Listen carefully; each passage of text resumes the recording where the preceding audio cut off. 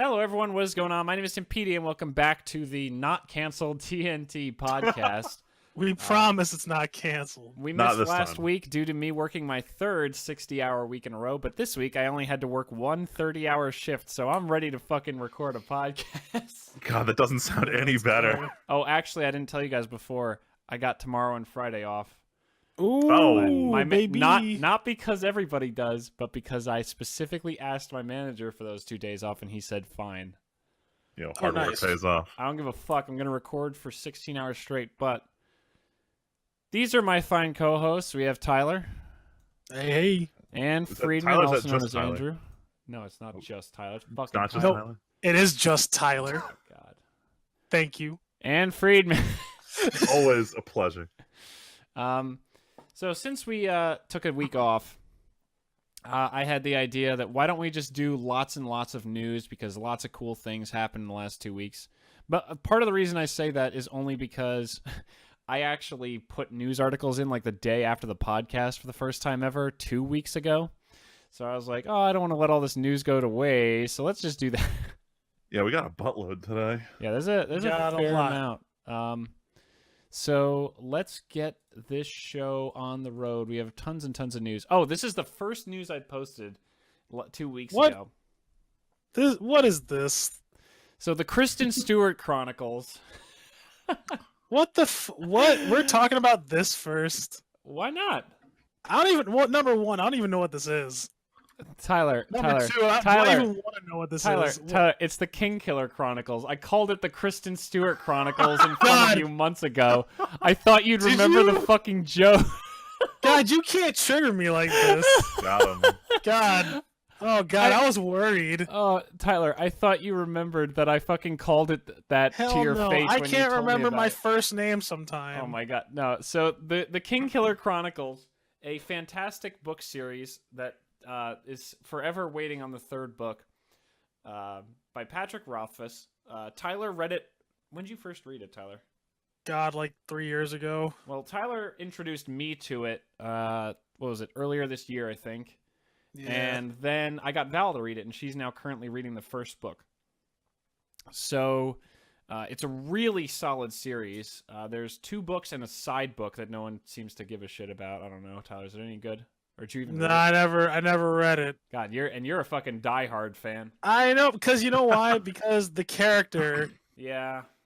Like, I'm not a fan of her so much. I don't care. Tyler, or Freeman, there's basically, without spoiling it, this isn't a spoiler, one of the characters that he meets, not super early, but maybe halfway through the first book, Tyler? Yeah, I'd say about halfway through. She's just kind of the deranged person that everyone, like the kind of crazy person that everyone just kind of ignores or doesn't even know about, and he befriends her. Okay. And she just, like, she doesn't really accomplish anything. He kind of makes up a reason for her to matter in the second book, but so far she just seems to kind of be like the crazy girl.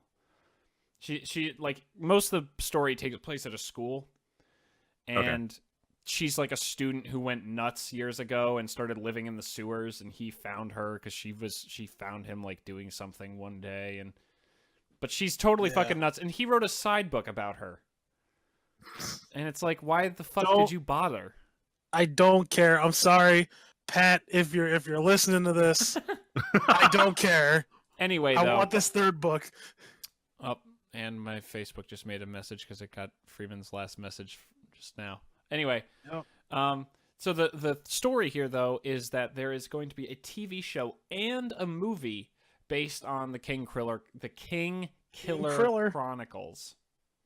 Kingkiller Chronicles. Checking this out, it's 2 different groups have rights to each. So Fox has the movie, and Showtime has the TV show. I remember because it was so weird. Because originally I said there's a movie coming, and then the next day we were playing D&D, I think, or later that night we were playing D&D, and Val goes, "Tim, look, Lin-Manuel Miranda from Hamilton is in a picture with Patrick Rothfuss, and they say he's executive producing a TV show based on it." And I went, "What the fuck?" Turns out both are true. Lin-Manuel Miranda of Hamilton fame is executive producing and helping write the music for the TV show. The movie is being done by a completely different company, but they just happen to be being produced at the same time, which is so weird. And there's still no third book announcement. I swear to God, he's gonna pull that shit. He's gonna pull that George R. Martin shit. I gotta And say, I'm not gonna be happy about it. I think we mentioned it, but Val and I actually saw a panel involving him at New York Comic Con this year, and the amount of jokes made about a third book being the elephant in the room was rather funny. It's what makes it worse for him and George is that we know those motherfuckers wrote it. We know they have it down. They just don't want to do anything about it. They feel like it's just gonna I don't know. I honestly don't know what the point of it is. I remember there was a comment being made by one of the other panelists about having like beta readers for their book, and then Patrick Rothfuss was like, "Yeah, I can't fucking do that because it'll leak on the internet." Yeah, and it's like, "Oh, sorry, sorry, lady who said that you're not popular enough to get have your book leak matter." Oh damn! Damn, goddamn, savage. But that's cool. I'm excited. At first, when I first heard it, I was like, "Wait, Lin-Manuel Miranda is Kvothe?" I'm like, "No." See, it's funny because Kvothe actually has a musical component to his character. He does. He grew up as like a traveling, like kind of like a gypsy freedman if they focused completely on like acting and stuff. Okay. Like a traveling troupe crossed with gypsies is basically what they are, because they have the same stigmas as gypsies, but they're basically just traveling entertainers. Okay.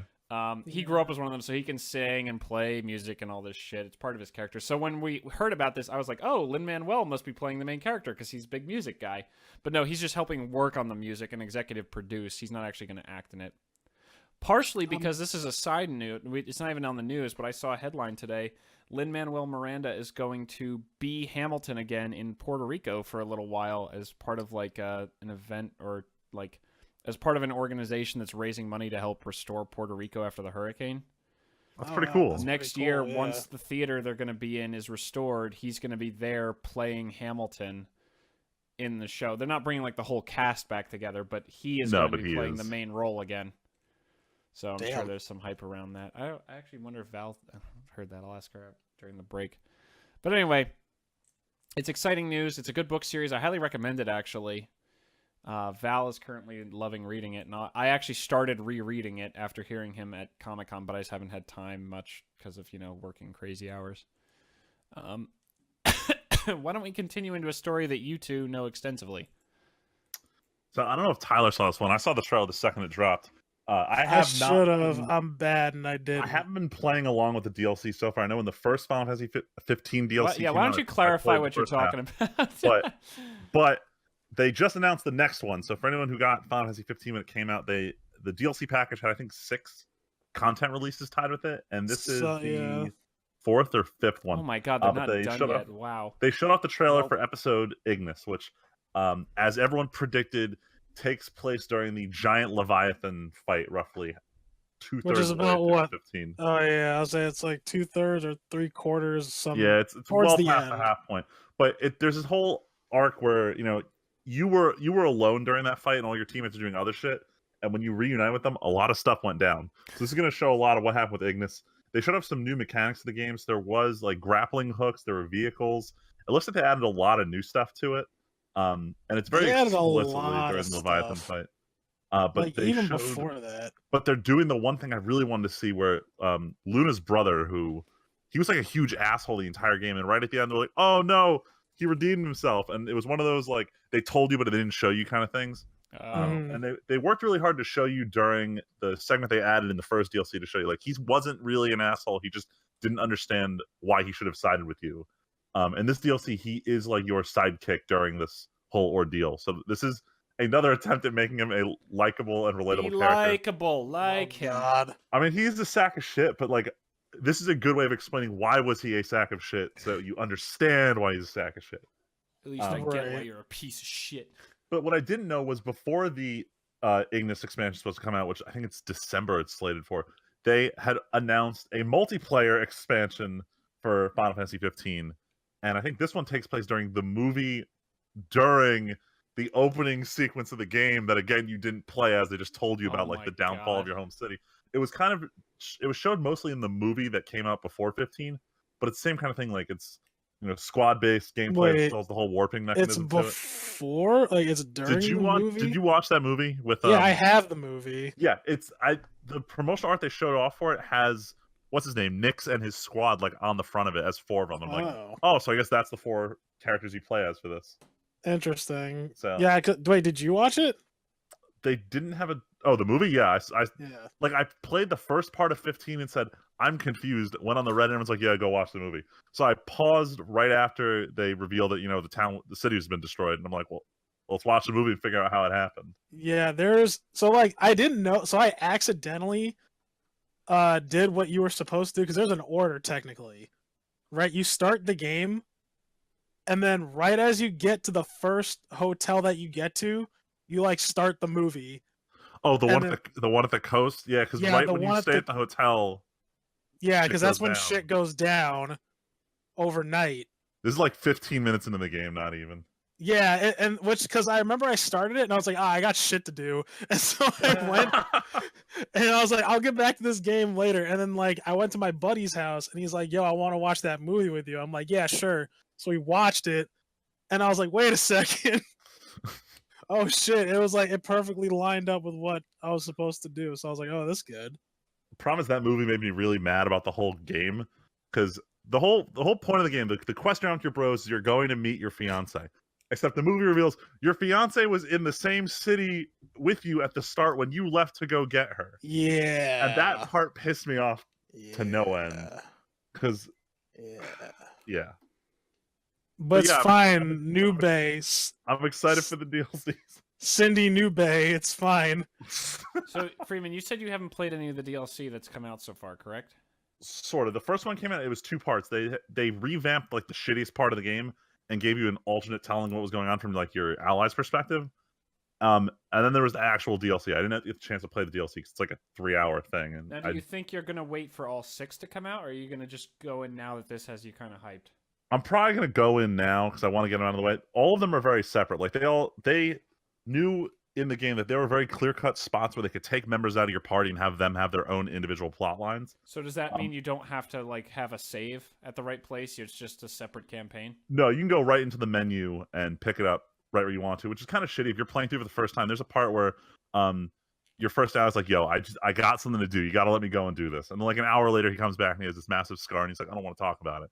And that was very clearly them saying, the DLC is going to go here. We don't know what's in the DLC yet. But you can play it separately. The problem is if you go through and you play it now, there's this huge disconnect between knowing that's when the DLC is supposed to take place. So for most people, they're going to play through the whole game and then come back and redo those side stories. So Well, that's what I mean. Now that you've finished, are you gonna now, just yeah, go I'm back definitely and going to start it now that things are calming down with. Who am I kidding? Things are not calming down with games. My Guild Wars 2 guild's getting No. active again. We got to start raiding in D2 Mighty Ducks. D2 And Mighty Ducks. And now I'm slightly interested in Pokemon. So this is a horrible time to start playing video games again. It's shit. I got other shit I gotta do. I'm waiting for that reason, because like I got a taste of Mario Odyssey last week, Oh no. and it was Oh. nice. I'm was holding a off good because I know I'm taste. going to get addicted to that game. It's so good. Like when what did it for me? I was like, all right, yo, taking control of a T-Rex, that's pretty cool. But like when you go from the seamless, the almost seamless 3D into 8-bit Mario got me. Oh, I was didn't like, know about this. this. Is too much. Oh, Oh, dude, man. it's great. There's parts of the game where you jump into like a wall, right? Like there's a wall and you can see it, right? Like there's a wall and then you jump into the wall and then it just rotates into a 2D 8-bit Mario. Oh man, it's like that one Zelda game for DS where you could like jump into the wall and move around that way. Except this sounds way cooler.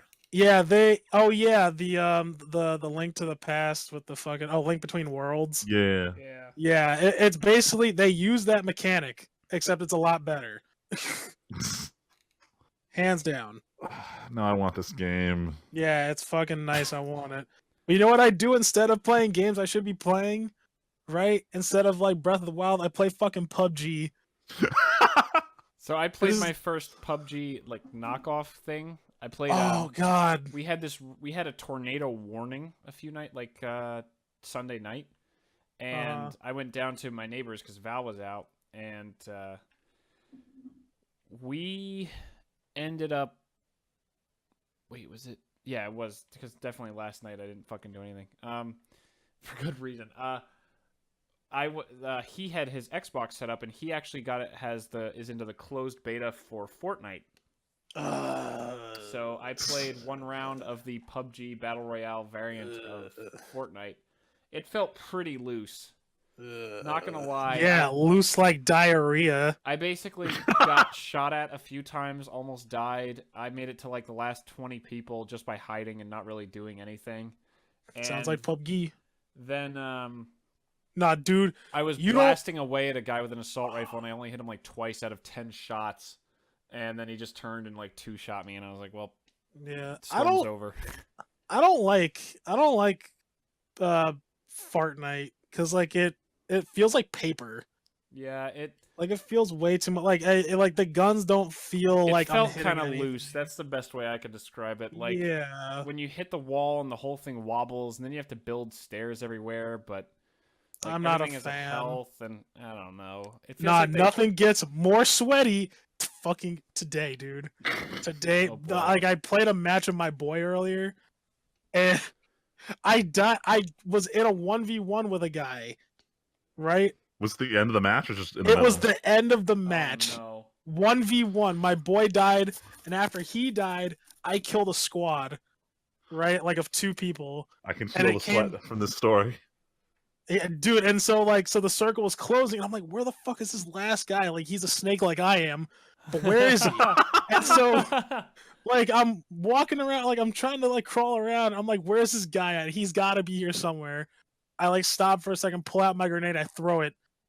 I'm like, all right, I didn't get him. Keep moving in, and I was like, the Kobe grenade. I did, but it didn't hit anything, unfortunately. And I was like, well, this sucks because if I move too fast, he's gonna see me. If I stand, he's gonna shoot me. I have to crawl. Like I gotta crawl. I got no choice. Died by the circle. oh, Dude just damn, won. Dude. That's a rough It was one. so That sucks. shameful. I was so close to those 11 herbs and spices.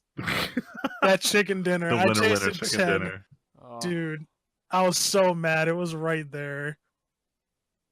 Oh well. Oh, But yeah, that's if what makes PUBG's good for PUBG. one thing, it's good for the stories. Oh, easy. And how much I fucking hate the S12K and I can't kill shit with it. Anyway, let's move on. Anyway, Battlefield. So this is something that I saw. This is the second story I saw last week that made me, or 2 weeks, God, 2 weeks ago now, that made me want to write news early for once instead of waiting until the fucking day of recording.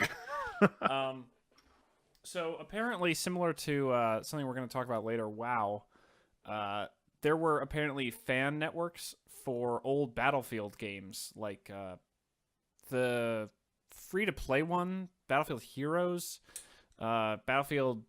I don't even want to. Let me Google it. Oh, what? No, Battlefield. And I just want to. Yeah, there it is. Okay, here we go. It was called Revive Network, and they had servers for Battlefield 2, Battlefield 2142, and Battlefield Heroes that they were running. And EA sent them a letter saying, hey, you should probably take these down. Damn. And I can understand that, but it really sucks when companies do this, I feel like, because these people Come are on, clearly Nintendo. passionate and want, like, well, okay, I can understand Nintendo shutting down things for active IP properties that are things that they might want to come out with later, but this is like, we're keeping alive games that EA has let die, and people still want to Right. play multiplayer together, and it's not like you're, like, I guess the thought is maybe these people would buy a new Battlefield game, but I'm pretty sure Battlefield's never going to come out with a 2149 or whatever the fuck that game was called. Yeah. Like, Battlefield Heroes was just free-to-play kind of cartoony Battlefield, and Battlefield 2 was basically like tactical SWAT Battlefield from way back in the day. Like, you were never going to fucking do anything with these, so it's depressing that they did it, but they shut down the Revive network. That sucks, because you know what? I can almost guarantee you there's not enough people playing these servers that would put a dent in their fucking Nope. bill. It's No. like, oh, well, if we kick these people off the servers, they're probably going to go buy a new Battlefield game. No, they're not. Here's the other If thing. they're playing Not it because enough people they are don't going have to to it. pay for it. Here's the other thing, though. Yeah. Like, God, did I just lose what I was gonna say? Oh my God. You got this. Battlefield servers. No, I know. They don't got to do something. All right, I'll jump in while you're thinking. Yeah, go ahead. This is a big thing that comes with the piracy argument of like actual profit versus potential profit loss. Oh, And especially with this Battlefield game, there was no actual profit to be made from like whoever it was on this. We just said it was Revive Network. yeah. I remember. they- I remember what I was gonna say. All right, go ahead. Sorry, I'm losing my train of just thought. because I remember. I didn't even know what this was. I've never heard of Revive Network. I didn't know anyone was keeping these games alive, and I suspect you only learned about them if you tried to Google these old Battlefield games. And even then, you had to be like, "How do I play multiplayer of Battlefield 2 right now?" And then, oh look, you found the one search that got you to fucking Revive Network. Like, it's amazing. I'm sure this existed so long because no one at EA even knew this fucking existed. Jeez. Like, that's what's really depressing about it to me. The fact that it seems like, why kill this? Like, Pokemon Uranium, sure, like, that's an active property, blah, blah, blah. Metroid, blah, blah, blah. Like, even the think WoW that's just server is lame. fine. But it's like no one's selling it. No one's No. outright selling it. I can understand if people were selling it. Well, so the reason I reordered the news is because this leads us into our second story. Because I believe it was like a year or two ago where the fan server, they had a crazy name. It was like Nostramus or something. Nostramus, yeah. Wow, did I remember that? Holy shit. There was this big WoW fan service that had, I think at some point, I remember the final numbers were like they had over tens of thousands of users. Like, it was fucking big. It was classic. Solid. It was classic WoW, and it was run by the fans, and Blizzard asked them to shut down. And then at BlizzCon, which was last weekend, I want to say, like last Friday. Last week. Yeah, it was last. Yeah, because you guys got a bunch of Overwatch news for later and shit like that. Blizzard announced Vanilla WoW, and I read some of an interview that was had by somebody afterward. Or I read the transcript of an interview, and basically sounds like WoW doesn't, like Blizzard doesn't really know what they're doing. Like, not as in they're stupid. They're not sure how they want to deal with this. They're probably not sure if they want to do like a separate launcher, have like a separate realm you can go into with your current characters, have you make a separate character or something like that. It sounded like the guy who was like one of the lead designers, I think, for the project was like, we kind of have this infrastructure in place and we kind of have a rough thing we play with in the office, but we really don't know what everyone wants. Like, do we update to what patch? Do we have all the current abilities and stuff and try to modernize everything, but just use all the classic stuff to kind of get a retro trip? Do we make it exactly the same like the fan servers were? They did say in the interview that the guys who were running the fan servers were invited to Blizzard and have been in contact with them a few times. But interesting. They just know that they are doing this. Mm. And it seems cool. It's shitty that Blizzard shut them down, but it is cool that Blizzard would at least kind of honor what the idea was. Or even if they shut them down because they were about to offer their own official version. From the sound of how uncertain a lot of this is, I have to imagine Blizzard was so insane.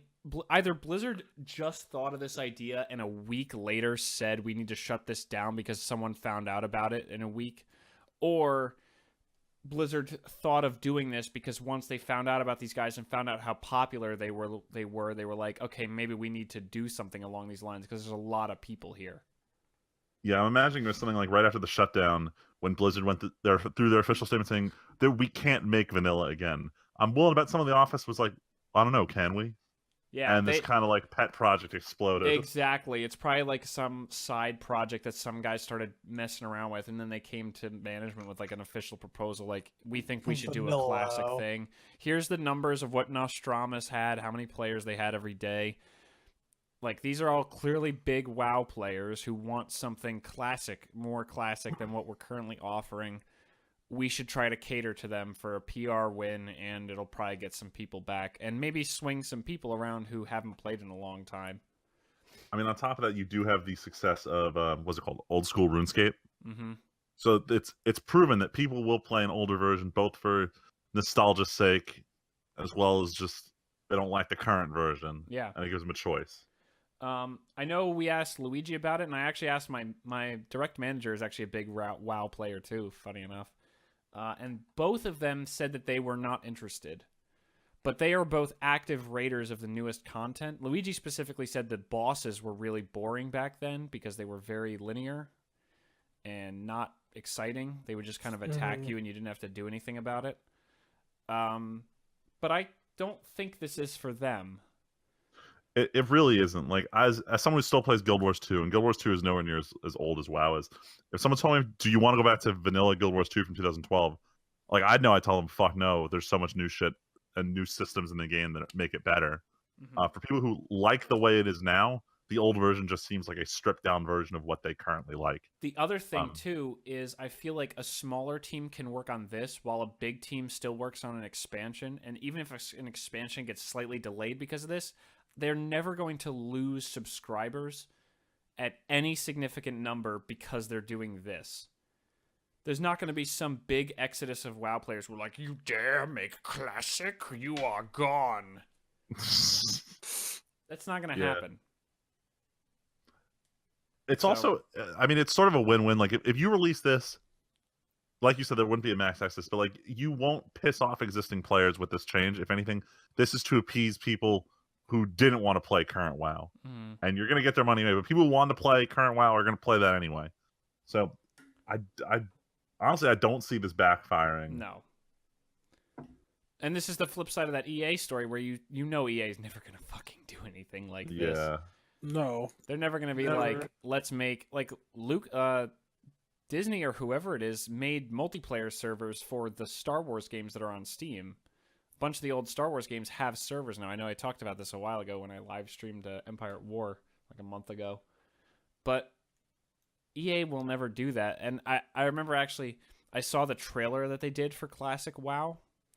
It was really fucking cool. They basically took all their cinematics for WoW expansions over the years and took like a 5 to 10 second bit of it that was really significant and recognizable and rewound it through all of it while playing music. And then they went to black and then faded in on the first trailer where you're the dwarf, where there's like a dwarf and an animal or something looking at a whole realm. Damn. And I was like, that's fucking clean, dude. Damn. But anyway, let's move on from one trailer of an old thing to a trailer of a brand new thing. The Last of Us 2. Oh, man. And it doesn't feel like it was so much of a trailer as so much it was like... It's like a teaser. Yeah, more like it. It was like a pretty long teaser, too. It was like 5 minutes, 5-6 minutes. That's pretty good length. Yeah, it features this woman this very extremely toned woman, like rip your dick off and throw it like 100 meters woman. Yeah, like she who looks kind of like Ellie. Leslie disagrees with me, but that's fine. Like she might not. I don't know. And these two other people, and they get in a scuffle with this other group of rapscallions, so to speak. And that's pretty much it. Like they don't really say anyone's names, and they're just like, "Yo, look, Last of Us 2." Did they give a release date for it? No. Or is this just like the announcement? Well, they announced it. They gave a trailer earlier this year, and then shoot, I forget where this came from. Oh yeah. This came from like some Sony event in France. It's weird that they just show it all of a sudden there. Yeah, it was weird. Like it was like almost out of left field. But I like it. I played the first one a lot. As you two know, and I think I said it on the show, but The Last of Us is probably one of my favorite games, at least from a narrative standpoint. I did play a lot of the multiplayer, but I cite Joel's character a lot when I talk about character development and stuff like that. It's one of those games that I know I'm going to play at some point, but I still haven't played. I'm going to loan you... Wait, yeah, you have a PS4? Yeah, I do. Yeah, I'm just going to loan you mine then. That's how I'm going to play it. I'm going to loan you my game. It's fine. All right, we'll make it happen. Yeah, it's a great game. Tim, did you play? Yeah, you didn't play the I game did either. not. I did not play it. I did not. God. Oh yeah, you need the PS4 to play Yeah. it. That's right. Quote unquote need. You did. Yes, it's a need, Tyler, I Tim. barely A play mighty my need. I don't even use my Xbox One. I don't Good care. reason. This game is too important. Even Leslie played this game. So Fun fact: I bore witness to this. I don't of know. course, let me. Okay, go ahead. Yeah. So her game had a glitch where she got no no. prompts during she had no QTE prompts for anything. Okay. Like during the cutscenes, there would be mash square. She wouldn't get anything for that. So then, what happened? She had to guess. Oh my fucking god! Like not even restarting the game would do anything. Oh no. It's a fantastic bug. Yeah, I don't know. At first, I thought she was full of shit. And then I actually went over and I saw her play. I was like, "What the fuck?" That's It was that's actually spicy. unheard of. Yeah, it was weird. I've never seen anything like that before. I mean, she could have uninstalled and then reinstalled it onto her PS3 again, but I don't know. Yep. She has a PS3. Well, her dad has one. Okay. Oh, okay. She They're won pretty cheap that. to get now. She won that PS3 in a fucking raffle or whatever. Why did he get Oh, it? cool. Because she knew she wasn't gonna play it until The Last of Oh Us my came out. God. Oh man. She started playing, but that was the only game she played on it though. But I'm sure it just sits there and it doesn't do anything. Wait, what? What? Oh my god, Oblivion got fucking enhanced for the Xbox One? Oh my god. Oh no. Wait, they came out with a new version? It's one of those games that got up-res to the Xbox One for enhanced shit. Right. And then I got Excuse me. Like we had talked about those original Xbox Ones last week. Well, apparently Oblivion's one of the new 360 games that got bumped up in the last day. Interesting. Fuck me. Oblivion will never die. Hell no. It Fuck has surpassed Resident Evil 4, Tim. Oh my god. Officially, it had to have. No, it hasn't. Resident Evil Are 4 you is on sure? PC, dude. It'll last forever. It's gonna last. Yes, so is Oblivion. Oblivion's going to Switch too. Fucking no, it's not. Yes, it is. What the hell? Wait, is it really? I think I saw it somewhere. Wait. I gotta check this. Oblivion Switch. This can't be happening. It has to. They're doing Skyrim. I There's no see way they're doing Reddit Oblivion. thing. But not Oblivion. Sorry, I meant Skyrim. Oh, okay. That makes a lot more fucking I'm sense. sorry. Yeah, no. Oh. Okay, yeah, that argument is a lot more believable. My That bad. makes a lot more sense. I don't know where the hell I was. Where I was. I love when they announced Skyrim for the Switch. Someone sent me this picture of just a single Joy-Con with the caption, "Finally, the way Skyrim was meant to be played." Anyway, just to keep on rolling, keep on trucking, because we're already at 30 minutes and we're not even halfway through the news. Although most of this is just fucking weeb shit. Don't Look at all worry, this I'll go by real weeb fast. shit. Go by real It's so much weeb shit. A bunch of these are just quick ones that I just added though. So either today or very soon, the League of Legends preseason is starting. Freeman, you might know a little bit about this. Yeah, because the actual season just ended. Yeah, the World's Championship was this past weekend, and in a pretty big upset, actually, Samsung beat SKT 3-0. I can't believe SKT lost. The most famous picture of the Worlds is Faker crying in his chair because he couldn't carry all of SKT across the finish line for the fourth time. But yeah, it's actually a huge upset. If you look at Samsung's record, Freeman, they basically 3-0'd except for 1-3-1 the entire way out of groups. Wow. Groups ended and they were a little shaky in groups. 3-0'd the 3-0 or 3-1 the Chinese team. Then they smashed they played Longzhou Gaming in the semifinals. Longzhou was expected to win the whole thing and Samsung 3-0'd them, and then in the finals 3-0'd SKT. Damn, It that's was a really shocking. good Worlds. Yeah. It was. I unfortunately didn't get to watch any because I was either working or recovering from working. But it also was at the worst hours because in China. So Oh yeah. I didn't get to watch any of that, but it sounds like it was really hype. But now preseason is starting, and this year every year when League has preseason, they use that as an opportunity to make big changes to some aspect of gameplay. Oh, the balance patch. Well, balance patch is like just tuning numbers. That's like the opposite of what are you saying they're doing? Preseason, like 2 years ago was when they added plants to the jungle. And like they changed all add the new jungle mechanics to the monsters. game. Yeah, they either add mechanics or like when they changed dragons, so that dragons didn't just give gold, they gave an effect. That kind of thing always happens in preseasons, where big gameplay shifts happen, and they spend a few months tuning the numbers and fixing a lot of things because stuff inevitably breaks, and then they start the season a few months later, and then they iterate and go forward. This year, the big change is to the runes and mastery system. Basically, all the stuff you do pre-game to give yourself some extra stats and extra abilities. They have completely done away with masteries and changed how the rune system works, and also changed how their in-game currency, not the purchase currency, but the currency you earn over the course of during play. the match. Yeah, that has been completely changed and altered. And every single champion had their numbers changed in some way to account for these new masteries and these new runes. Damn, that sounds like a lot of work. On a scale of 1 to 10, how big would you say this changes? Probably like an 8. Damn. They like normally in a patch or even preseason, they're like, okay, here's how this works, and here's like the 10 or 15 or even 20 champions that we changed.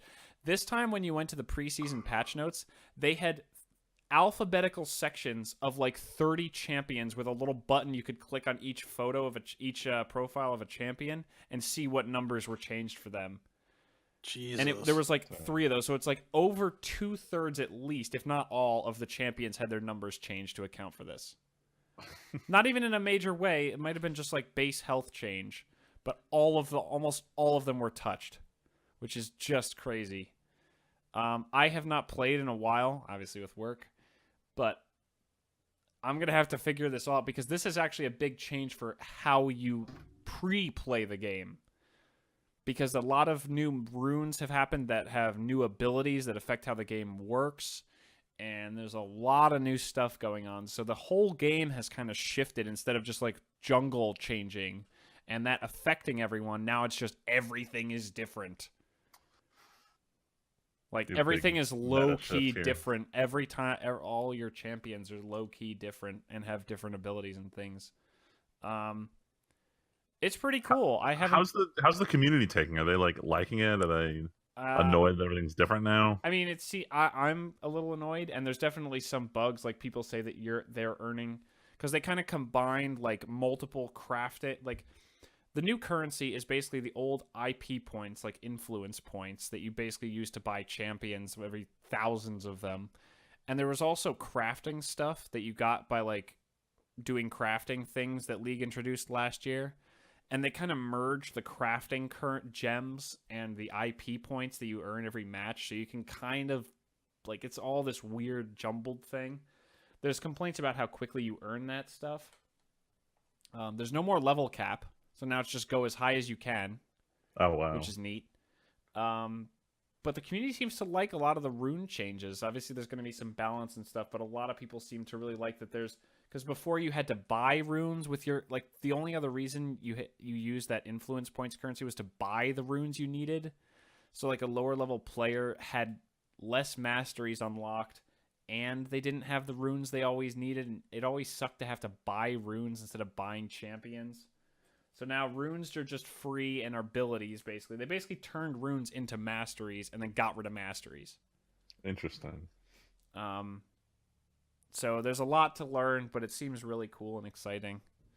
But let's continue on to something that is not funny, but not really surprising to anyone. I don't know if you guys know about this. Did you guys... I don't think either of you saw the new Mummy movie with Tom Cruise. Hell no. No, I didn't. Okay, Tyler, I thought you might have seen it out of some kind of like not my let's mummy. see this shit movie. No. But this movie was pretty blasted. I don't think anyone really liked this movie. And it looks pretty garbage from like one review I saw recently and just overall hearing about it. But this was supposed to be the movie that launched the Dark Universe, which was Universal's let's bring a lot of our old monsters back but make them edgy and new and kind of shitty and boring. It seems to be that whole cinematic universe is now kind of in doubt now because this movie flopped pretty hard. Yeah. And people don't Where's really my wanna Brandon see it. Fraser, huh? Where's he at? Yeah, I don't want Tom Cruise running from his gay thoughts. there was basically just Tom Cruise doing with mummy stuff going on. Apparently the movie ends and he's basically eternal. Like he basically becomes a god, but then he just rides around.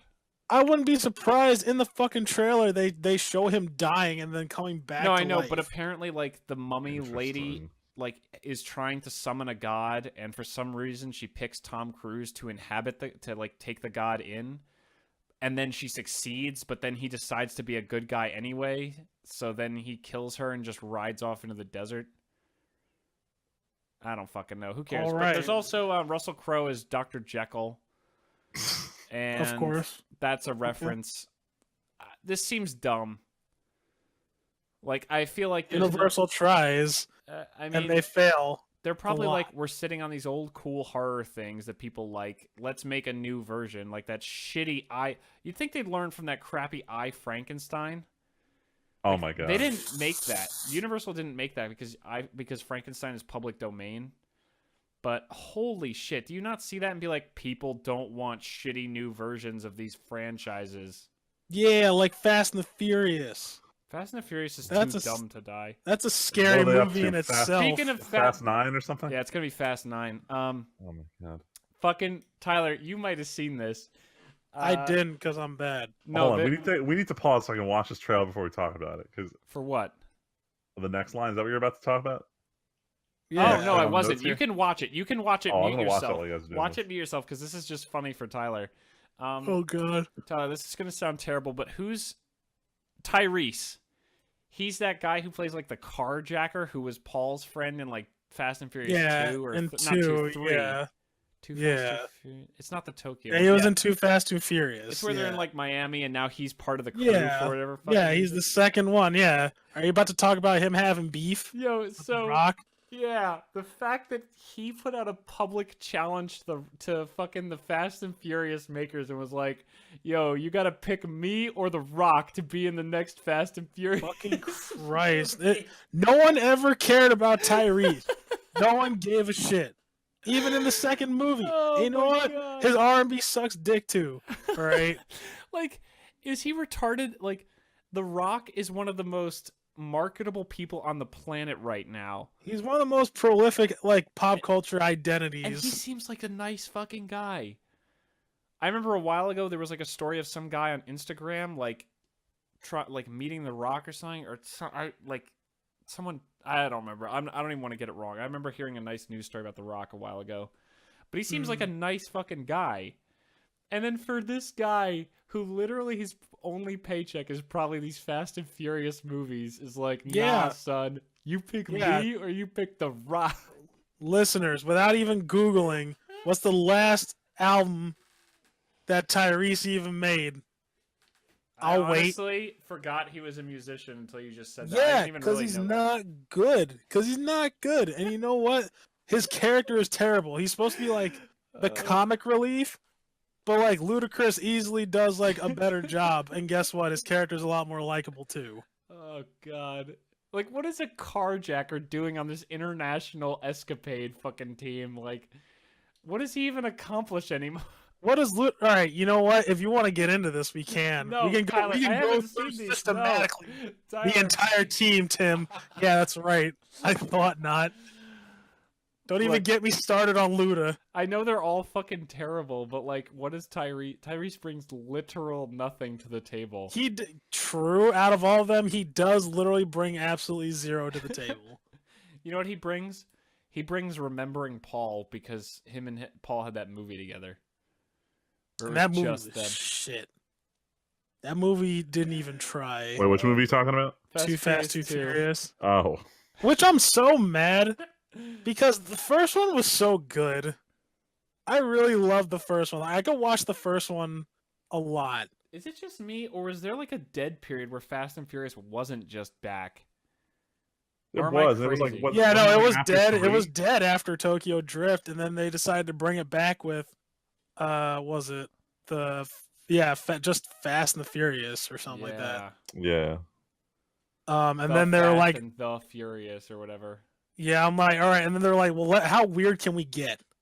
How fucking weird? And How every, insane? How A-Team can we get? oh my, you know, I met the new Mr. T, that the guy who played in the new A-Team movie. Really? I met that guy, yeah, Oh, That's really? funny. in the Phoenix airport. Huh. He was a You're cool like, guy. "Hey." Oh, you actually chatted with him? So yeah, Lil Bell's like, yo, how's it going? He's like, hey, and then like I didn't know who he was, Wait, and then what? some guy came over, and he was like, oh, let me get your picture, and I'm You're like, what the? "Whoop." I'm like, I don't know who this Wait, guy, where's and I he didn't want to from? outright ask him, right? Well, he's an MMA fighter mostly, Oh, okay.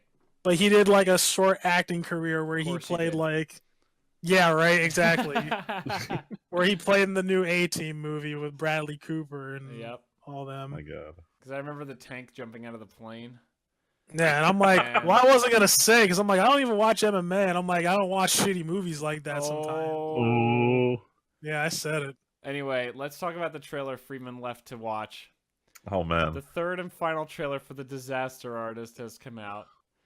I am so hyped for this fucking I'm movie. so I hyped. actually want to see this movie. It looks really I can't funny. wait. I- I really can't wait. I really wish we could go see this movie with all of you guys since we all saw The Room. Oh And just yeah. all go fucking watch Disaster Artist together because I feel like I'm gonna be laughing my fucking ass off in the theater at this movie so hard and just loving the shit out of it. Oh my god, it looks Damn. so painfully hilarious. I don't know why I went so hard in the paint with this movie. I've seen The Room at least 4 or 5 times. Oh god. Oh really? I'm At down to watch least. it again. I've only seen it once. Really, man, I've mean, seen it so I've many seen, like, times. I've just seen like clips and like bits and pieces of it prior to watching it all the way through. With, I was gonna with say, Tim and the Freeman, you group. didn't just watch clips. We watched the whole movie. I mean, you were No, no, high no. at the So, time. I mean, but still. prior to watch, prior to watching it all the way through, I had seen bits like every roof sequence or whatever. But I fed up with this world.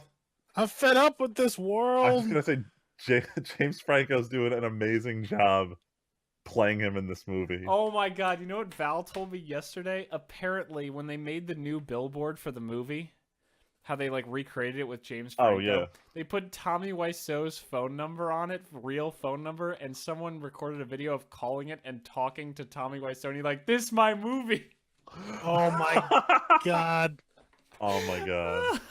You know, I'm surprised. After all this, I'm really shocked that he allowed this movie to go through. Dude, honestly, he's probably like all the exposure. Just no, you know what? I'm pretty sure I remember reading headlines about how he's embraced how shitty it is, how he would throw viewing parties or like in theaters and bring shit for people to throw at the screen.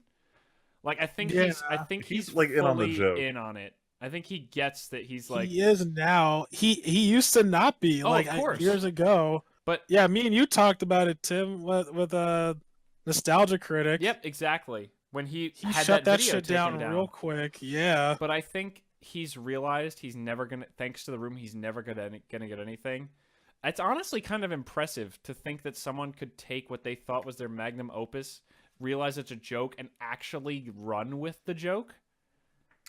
Yeah. I don't know if I Yeah. could fucking do that. But like, It was crazy too. I don't know, because there's some sensitive parts in the book that Greg Sestero writes, the Mhm. dude who plays Mark, yeah, who wrote it. Yeah, like there's some parts in there that's like, Jesus, like that's fucked up. Like I don't know how he would go about putting it in the movie. what, like Greg or Tommy? Well, like because Greg talks about because there's a couple parts in the book where he like talks about how like Tommy would go about like how he would critique the like the girl who played Lisa, right? Oh, Oh yeah. Yeah, like he would say, like, yeah, he would say all this like fucked up shit to her, like saying like, you're too fat or Oh my whatever. God. Yeah, and I'm like, well, how are they gonna present that in Oh the boy. movie? Yeah. Yeah, like there are some controversial things, and I Yeah. hope they add the bit too about like how instead of renting like equipment, he would just buy it, just Yeah, outright he would buy just it. buy expensive shit just because, like, Oh. oh, we need it right now. What a fucking Yeah. champion. Yeah, I remember seeing in the trailer, I think, Freeman, correct me if I'm wrong, but there's a line from Mark where he's like, Tommy, where's the $5 million coming from? Oh yeah. Like, what the fuck? It was just like very mysterious about where he was getting the funding for this project. What the hell, man? Yeah, no one knew anything about this guy or where, because he had money and he was spending it on shit, and there was like a point where he wasn't, like, people weren't getting paid, but then all of a sudden they were getting paid.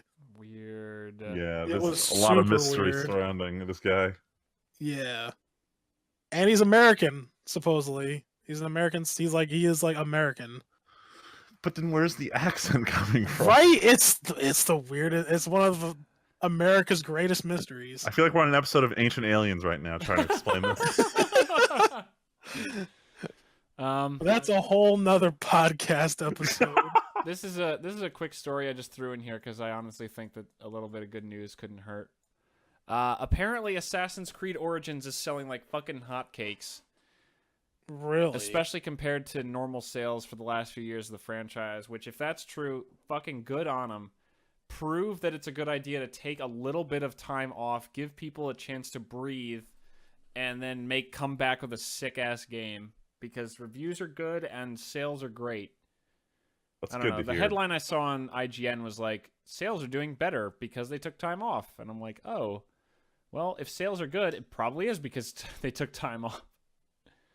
They still lost me. They lost me as a player forever. Oh, I'm sure, but brand fatigue's a real thing, and I'm No, glad they're aware of yeah. it. yeah, do exactly. something. Like, Call of Duty is fucking dying a slow death of brand fatigue, I have to imagine, which is why they did World War II. We're going back. Dude, what works? I would We play. can't give you Modern Warfare 7 yet. We I gotta would hold on. honestly think about buying on sale Call of Duty World War II just to play like a modern Normandy invasion. Because I fucking remember playing that on like old games like Medal of Honor, Allied Assault, and that shit Oh my was... god, Medal of Honor. I don't care. I'll just go play Call of Duty 2. I don't give a See, I shit. didn't play until after Modern Warfare, so I can't go What back the that far. Or Modern Warfare 1. Modern Warfare 1. Nah, we're a bunch of Dude, we're a Call bunch of of Duty fans. 2 is so good. Oh, that's fine, It but I was- played Medal of Honor, Allied Assault, and that's all I needed, so...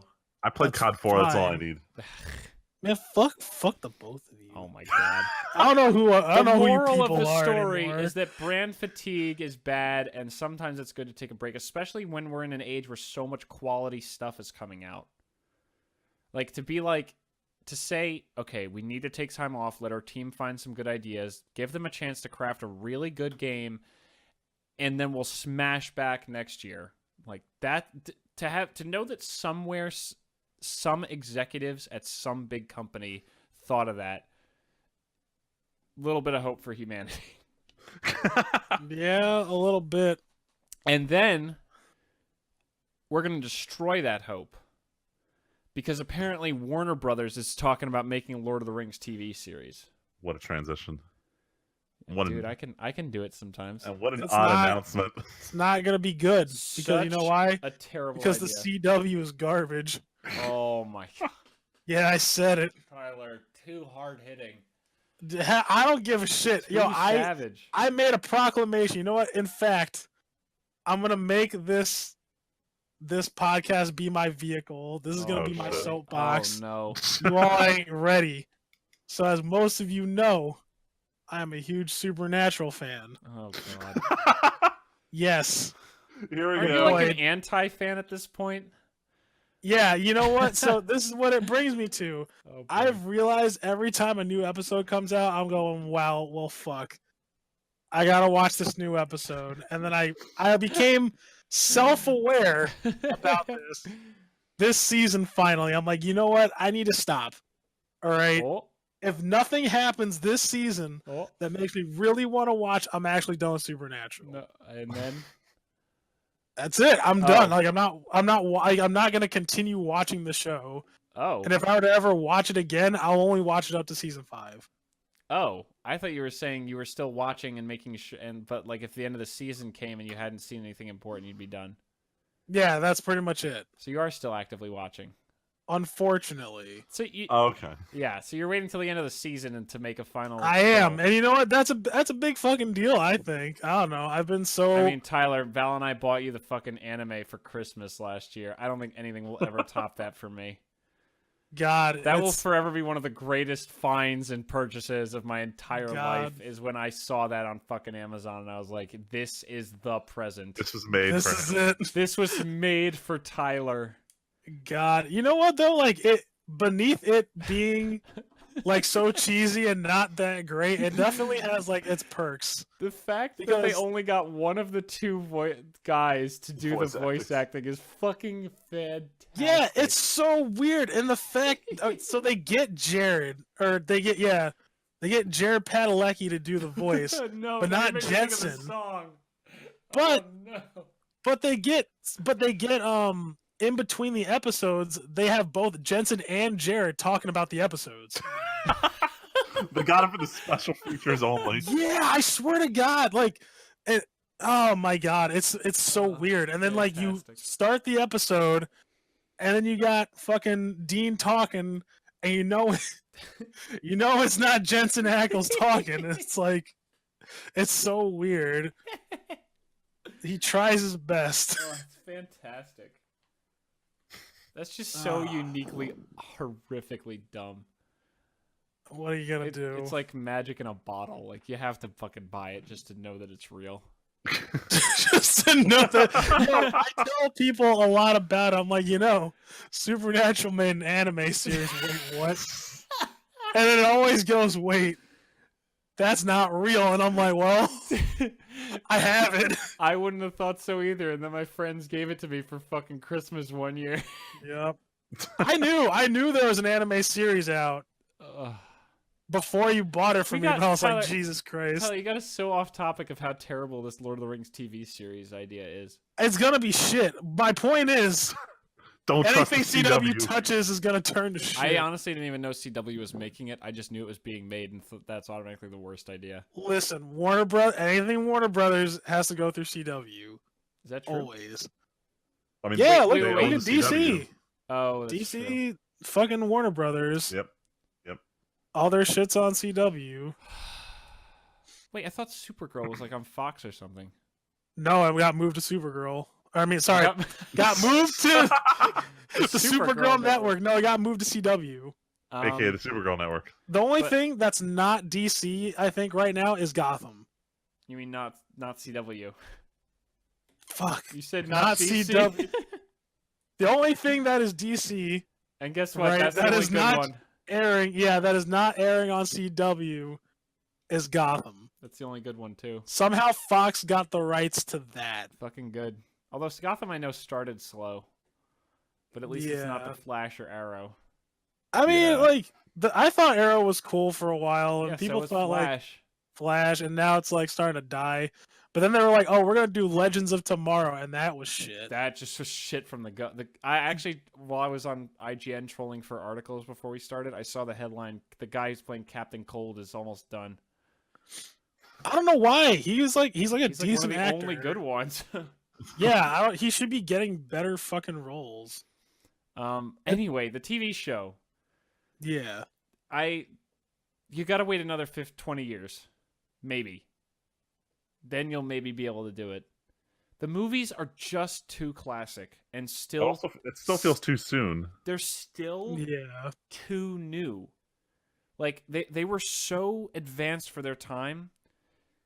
Except for maybe Fellowship, like Two Towers and Return of the King feel like they lose nothing compared to today's movies. They look so fucking good. Yeah, the way they shot those movies and the way they did, like, how it's like they used a lot of handmade Ugh. things. I still remember the headline Val told me that two people had their fingerprints erased because they made so many pairs of chainmail over the course of filming that movie. Those movies. God damn. They That's literally crazy. wore their fingerprints down to nothing because they worked on making chainmail for like 5 years straight. Dang. That's that's fucking metal. terrible. Literally metal, but also metal. Yeah, like that's terrible. But like you Why could is that tell terrible? that It's not the end of the world. I don't know, man. I'm not a fan of my fingerprints getting. Well, actually, mean, maybe that's- I will. I mean, it's okay. If I commit a crime, It's weird. Trying to wipe but out it's, your fingerprints. look, it's better Yeah. than saying they were hospitalized because their fingers were bleeding, like after 6 Yeah. months of making 10,000 pairs of chainmail or something. Like, but I mean, it's unlike also the my dedication. company, they spread out the work. I mean, but like, you could tell like the dedication that went into making those Yeah. movies. Like obviously a lot was done in post, but you could tell that like there was a lot of care into going into it feeling real. Yeah, Like that's what that's what the Hobbit trilogy was missing. yeah. It Like, felt like they definitely. went too far. Like, Yeah. if they'd had the technology that we have now back when they made Lord of the Rings, I bet it would have been worse for it. The fact that they were pushing the boundaries to make it so impressive was actually better for that technology than it was for today's technology. Because it Yeah. meant Pretty it much. meant that they had less to work with and they had to work harder with it. Like, one of the most like I know watching anime and everything, it's so easy to get hype. But, like, Western movies don't do that as much. I will forever remember the last charge of Rohan as one of the most, like, fucking getting into the movie, getting hype, getting rallied up with the troops. Like, that will forever be one of the most amazing moments for me. You guys know what I'm talking about? Yeah. Yeah, it's been a while though. It's really been a while. Since No, I've I seen those 100% movies. agree with Like that. when It's the Theoden's same riding feeling. down the line, clashing hit the spears with his sword, and they all start roaring, and then the music builds, and they all charge. And when the fucking orcs start shooting arrows at them, and the guy they're dropping, and you just see the guys who are still going go fucking harder and harder and harder, and they're like the horses are practically slobbering. They're pushing them so fucking hard and fast, and the orcs start getting scared. That is the best shit ever. I fucking love that scene. It is so intense. Well, fuck you. We're gonna give you a whole army of CGLs instead because that's what you want. The sucky thing is, like, You want you can CG. see the idea because the movies did have to cut so much from the books. But the Yeah, with the movies, like, at this point, the movies are more famous. I'm sorry. You would be able to expand more with the TV show, but I don't know if it's the right format to show. I don't think it is either. What are they even gonna cover? Like, do you do a season per book? Well, who's to say that they're gonna do it off the books? What do you mean? Like, are they actually? Well, like I'm saying, I mean, Tolkien made a whole fucking world. Like, yeah, are they but actually? I feel like Shadow of Mordor. You don't call it Lord of the Rings Shadow of Mordor. It has it in the subtitle, but you don't. You know it's in the Lord of the Rings universe, but you don't think of it as Lord of the Rings. The Lord of the Rings is the trilogy. Yeah, I don't know. You have to imagine also, they're not going to start with like a TV show of some shit from the Silmarillion. If they're going to make a TV show on Lord of the Rings, it's going to be about the Lord of the Rings. And Just that for a makes minor sense. history lesson here, when Star Wars Empire Strikes Back came out, it was first just billed as Empire Strikes Back. It didn't have Star Wars in the title for the first like couple months of it billing until they realized that they needed this kind of catch-all marketing. That's kind of what you're seeing with, or what you will see with anything related to Lord of the Rings going forward. No, I'm sure that's true. But like you don't call it Lord of the Rings if you means another story. You'd call it Lord of the Rings Silmarillion or Lord of the Rings Yeah, you give it a subtitle, but keep that Lord of the Rings like banner. Lord of the Rings Aragorn or some shit. Lord of the Rings whatever. Lord of the Rings Sauron or Lord of the Rings The Hobbit, like something. Yeah. If it's just the Lord of the Rings, it's the trilogy. And it's a mistake. The- I think that's the simplest and best way to put it. I know I wouldn't watch it. Yeah, probably not. I would spite watch the movie. I mean, one of the issues I have, and especially with TV shows, is with shows like these, you watch like season to season to find out what's going to happen next.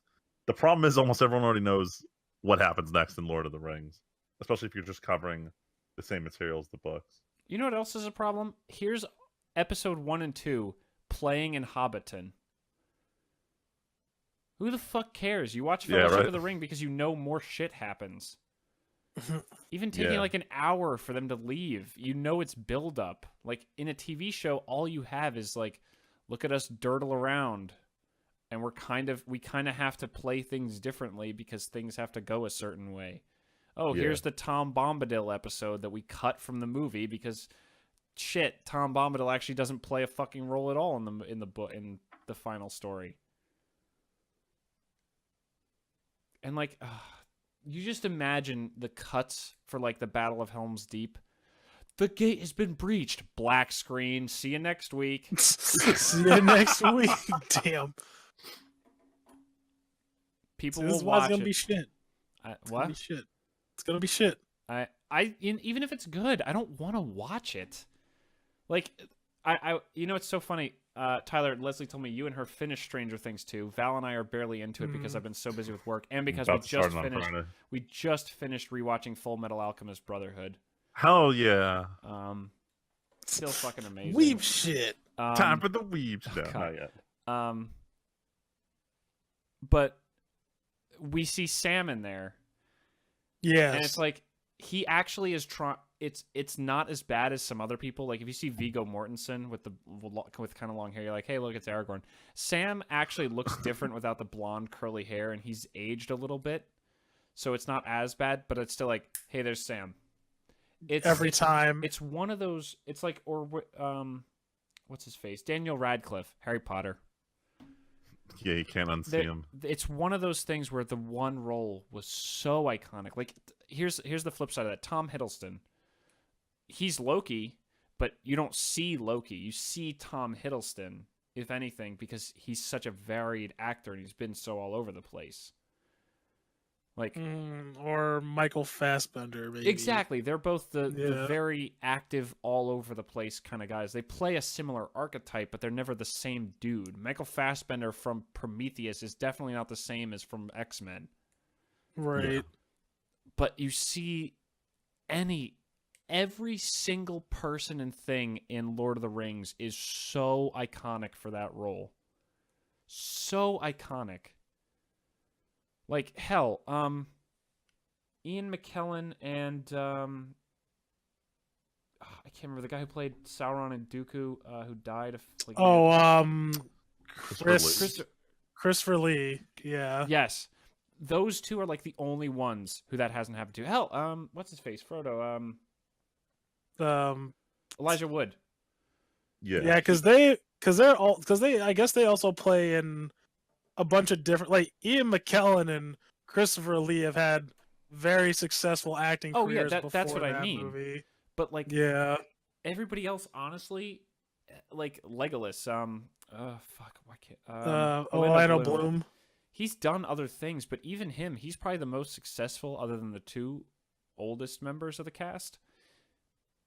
The only reason he's not as typecast as Legolas is because of the makeup and everything he had on. But all the guys who look like they played humans, fucking done. They are those guys, and it's too iconic. Like, here's... But what about Sean Bean? We're gonna... Dude, he's guy who dies in everything, so it's fine. Yeah, he was typecast. He was typecast before Lord of the Rings. Before we stop and take our break, because we'll take our break after this, how do you change the look? Not even saying that the actors are iconic. Like, how do you change the appearance of a single blade of grass from that movie and have people not have, like, kind of culture shock almost? Like, how do you change how the Eye of Sauron looks? Simple. You just film it in 4K and call it a day. Yeah. But, like, legitimately, how do you... Like, everyone sees it. The Balrog. How do you reimagine the Balrog? It's really hard too. You're gonna It's big fire monster, and I'm sure there's a way you could make it like these days you could make a much more like just fire creature, like with a lot more movement and things, and it would probably look sick as shit. But if it's not a big guy with a horn who cracks that whip right in front of that Gandalf, whip though. when he That does whip crack. that first swing where he does swing, and then crack. If you don't do that, everyone's gonna be like, well, why didn't you just do it like the original? It's too iconic. How does the Black Gate look? Well, it's this big a fucking classic. Black Gate. It's one of those definite cinema classics that if you were to remake it, it really wouldn't be the same. I know it's a lot more complicated than this, but it's the reason things like Casablanca, and I say it because that's actually going to be a classic movie in the Worcester Theater on Sunday, and I'm really going to try to get Val to see if we can go see it, because I want to get back into going to the theater to watch classic movies, because I fucking love doing that. But like Casablanca, Gone with the Wind, there's a reason you don't remake these movies. They are just the classics.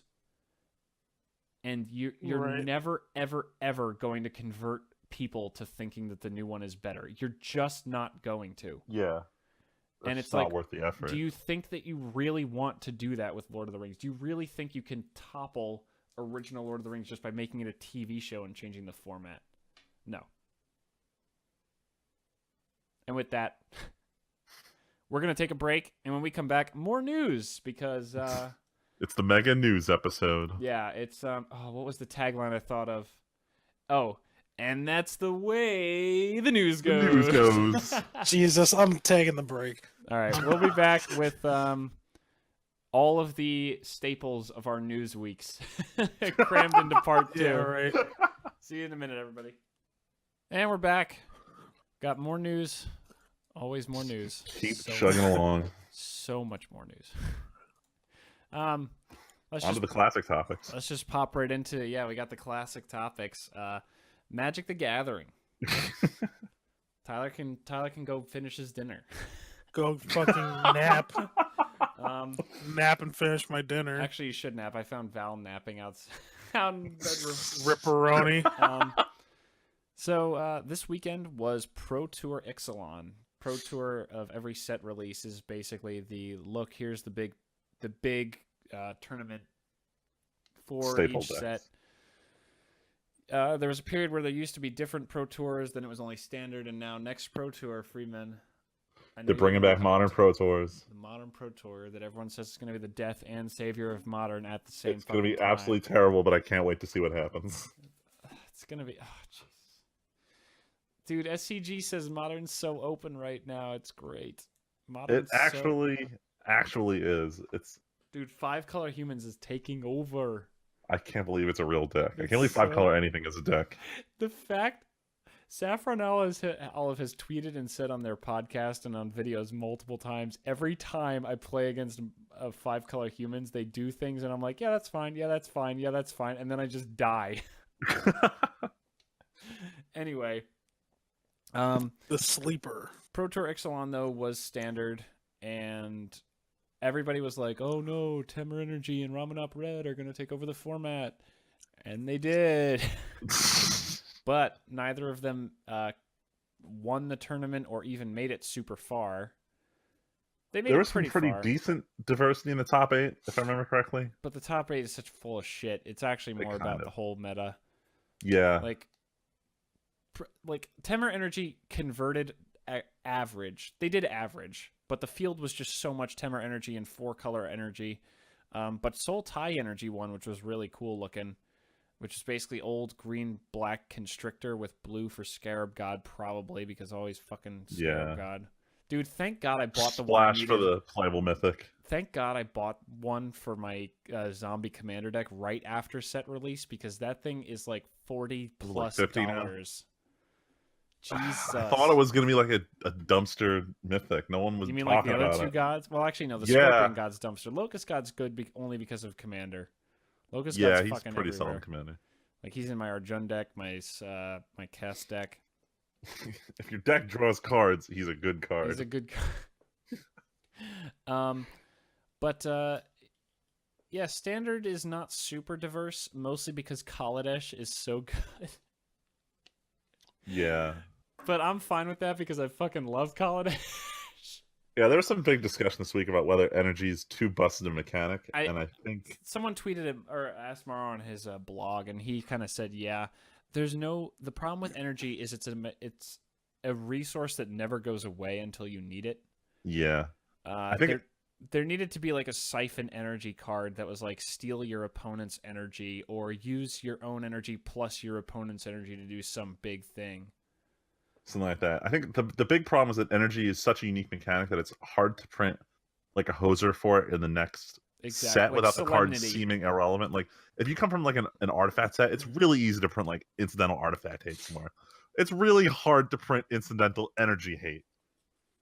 I mean, hell, like we have a braid and shit, and that's all going away mostly because the energy cards. The big problem with Kaladesh, I say problem. I love Kaladesh, and I'll forever be glad it's taking the top spot because We'll say the problem with it in standard, not the problem with it as Magic. no, I know, but I'm still glad it's running standard because fuck everything else. No. The reason energy is so good is that the cards without energy are still good. Like Long Tusk Cub just being a card that one time put a 1/1 counter on it would still be standard playable probably. Yeah. But the fact that Attune with Aether into Long Tusk Cub into attacking is so good.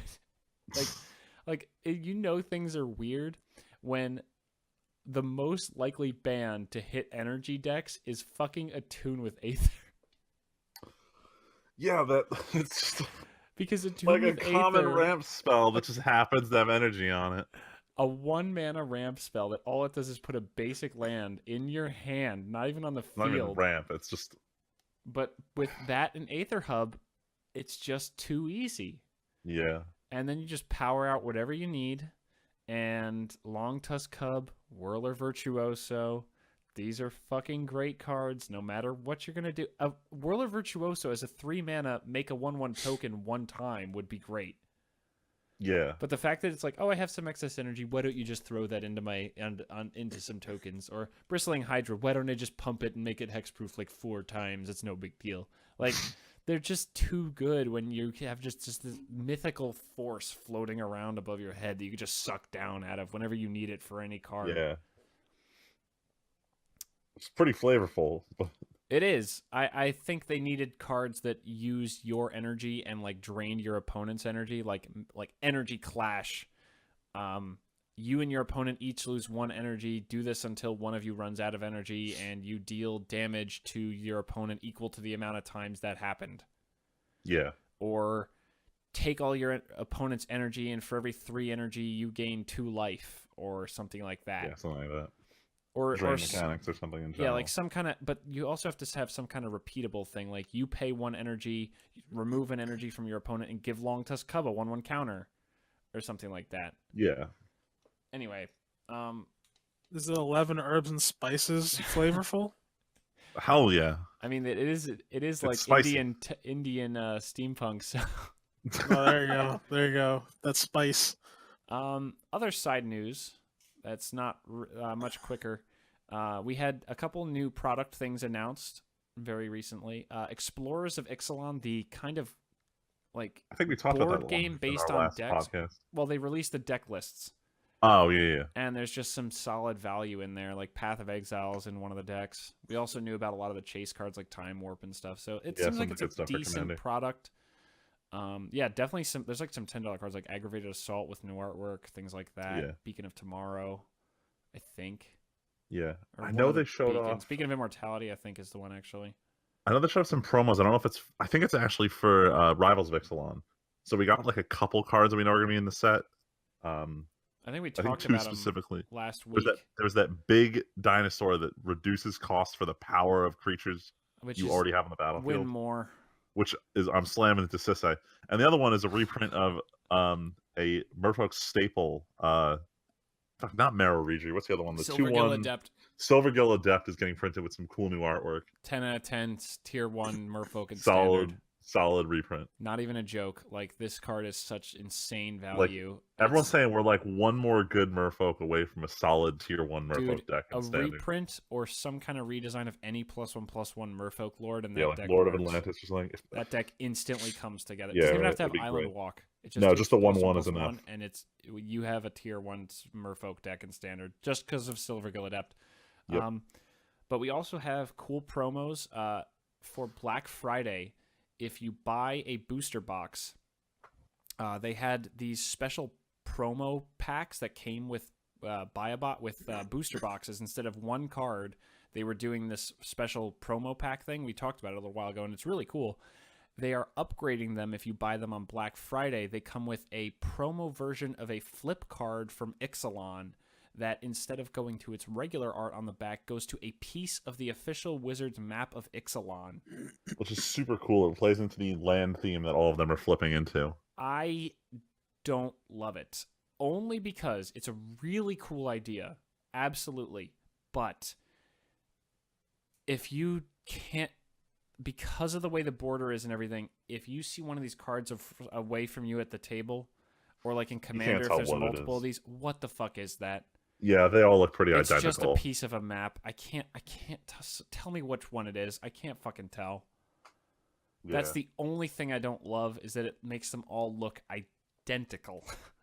That's the thing. Like, when you look at lands, it took me a while to realize this, but the frame always matters for telling what that land can do. If it's, so, obviously 2-color lands, 1-color lands, obviously it's really easy to see what they're doing. If a land produces multiple colors, like outside of 2, it'll have a goldish border. If it doesn't produce any colors, it will have a grayish border. So just at first glance, you know exactly what that land can theoretically do outside of like special abilities. Nope. With these ones, you got no idea what it's doing. Yeah. I mean, and you look at a lot of the expedition lands. Like, I remember someone mentioned it on Reddit, and I'm looking at it now. Like, Bloodstained Mire, the fetch land, and Blood Crypt, the shock land. They're both like big, swirly, red-black thing. Like, I mean, it kind of helps that fetch lands don't stick around for too long. No, that's very true. But, like, someone somewhere... Hell, Bloodstained Mire and Wooded Foothills change black for green, and other than that, they look almost identical. Actually, though. Like, especially for us who play Commander a lot, I'm gonna fucking want to ask what it is, because I have no clue. It is a very cool thing, and they have the set symbol on the text box, which I always like seeing. Yeah. If there were like tribe symbols, I'm sure they'd be on there, which would be even cooler. But the set symbol's fine, because this Ixalan one is the cool wheel. And then finally, the new From the Vault flip or transform, yeah, comes out Monday, I think. Actually, I don't know. Soon. No, it's like a week from probably Friday, I think. Either way, they revealed the 15 cards. There's a lot of value in there. Pretty solid value. Printing all the flipwalkers from Magic Origins, which no one thought the full cycle would be in there, but they went with it. I feel like Wizards isn't so stupid that dude, if they didn't include all of them, what are you doing? They're like the only flip cards anyone gives a shit about. Yeah, like this has to be the most limited From the Vault I've seen in a long time. Like there 90% of this is in a shot. And they had to pull cards from Ixalan because they had no idea about what to do. And they just the worst enchantment to possibly pick. Naturally, they picked one of my rares from pre-release. Yeah, so they picked among the cards the 5 Flipwalkers from Origins. Let me pull up the full list, actually, since I'm sure you already have it up. We'll talk about the new. No, I don't. I just remember the iconic ones. All right, From the Vault Transform. There are 15 cards: Archangel Avacyn, Argyll's Bloodfast, Arlen Cord, Bloodline Keeper, Gisela the Broken Blade, Bruna the Fading Light, the 5 Flipwalkers, Elbrus the Binding Blade, which is such a weird one. Yeah. And then, that's all of them. Argyll's Bloodfast is the weird one. They had to pick it before Ixalan released.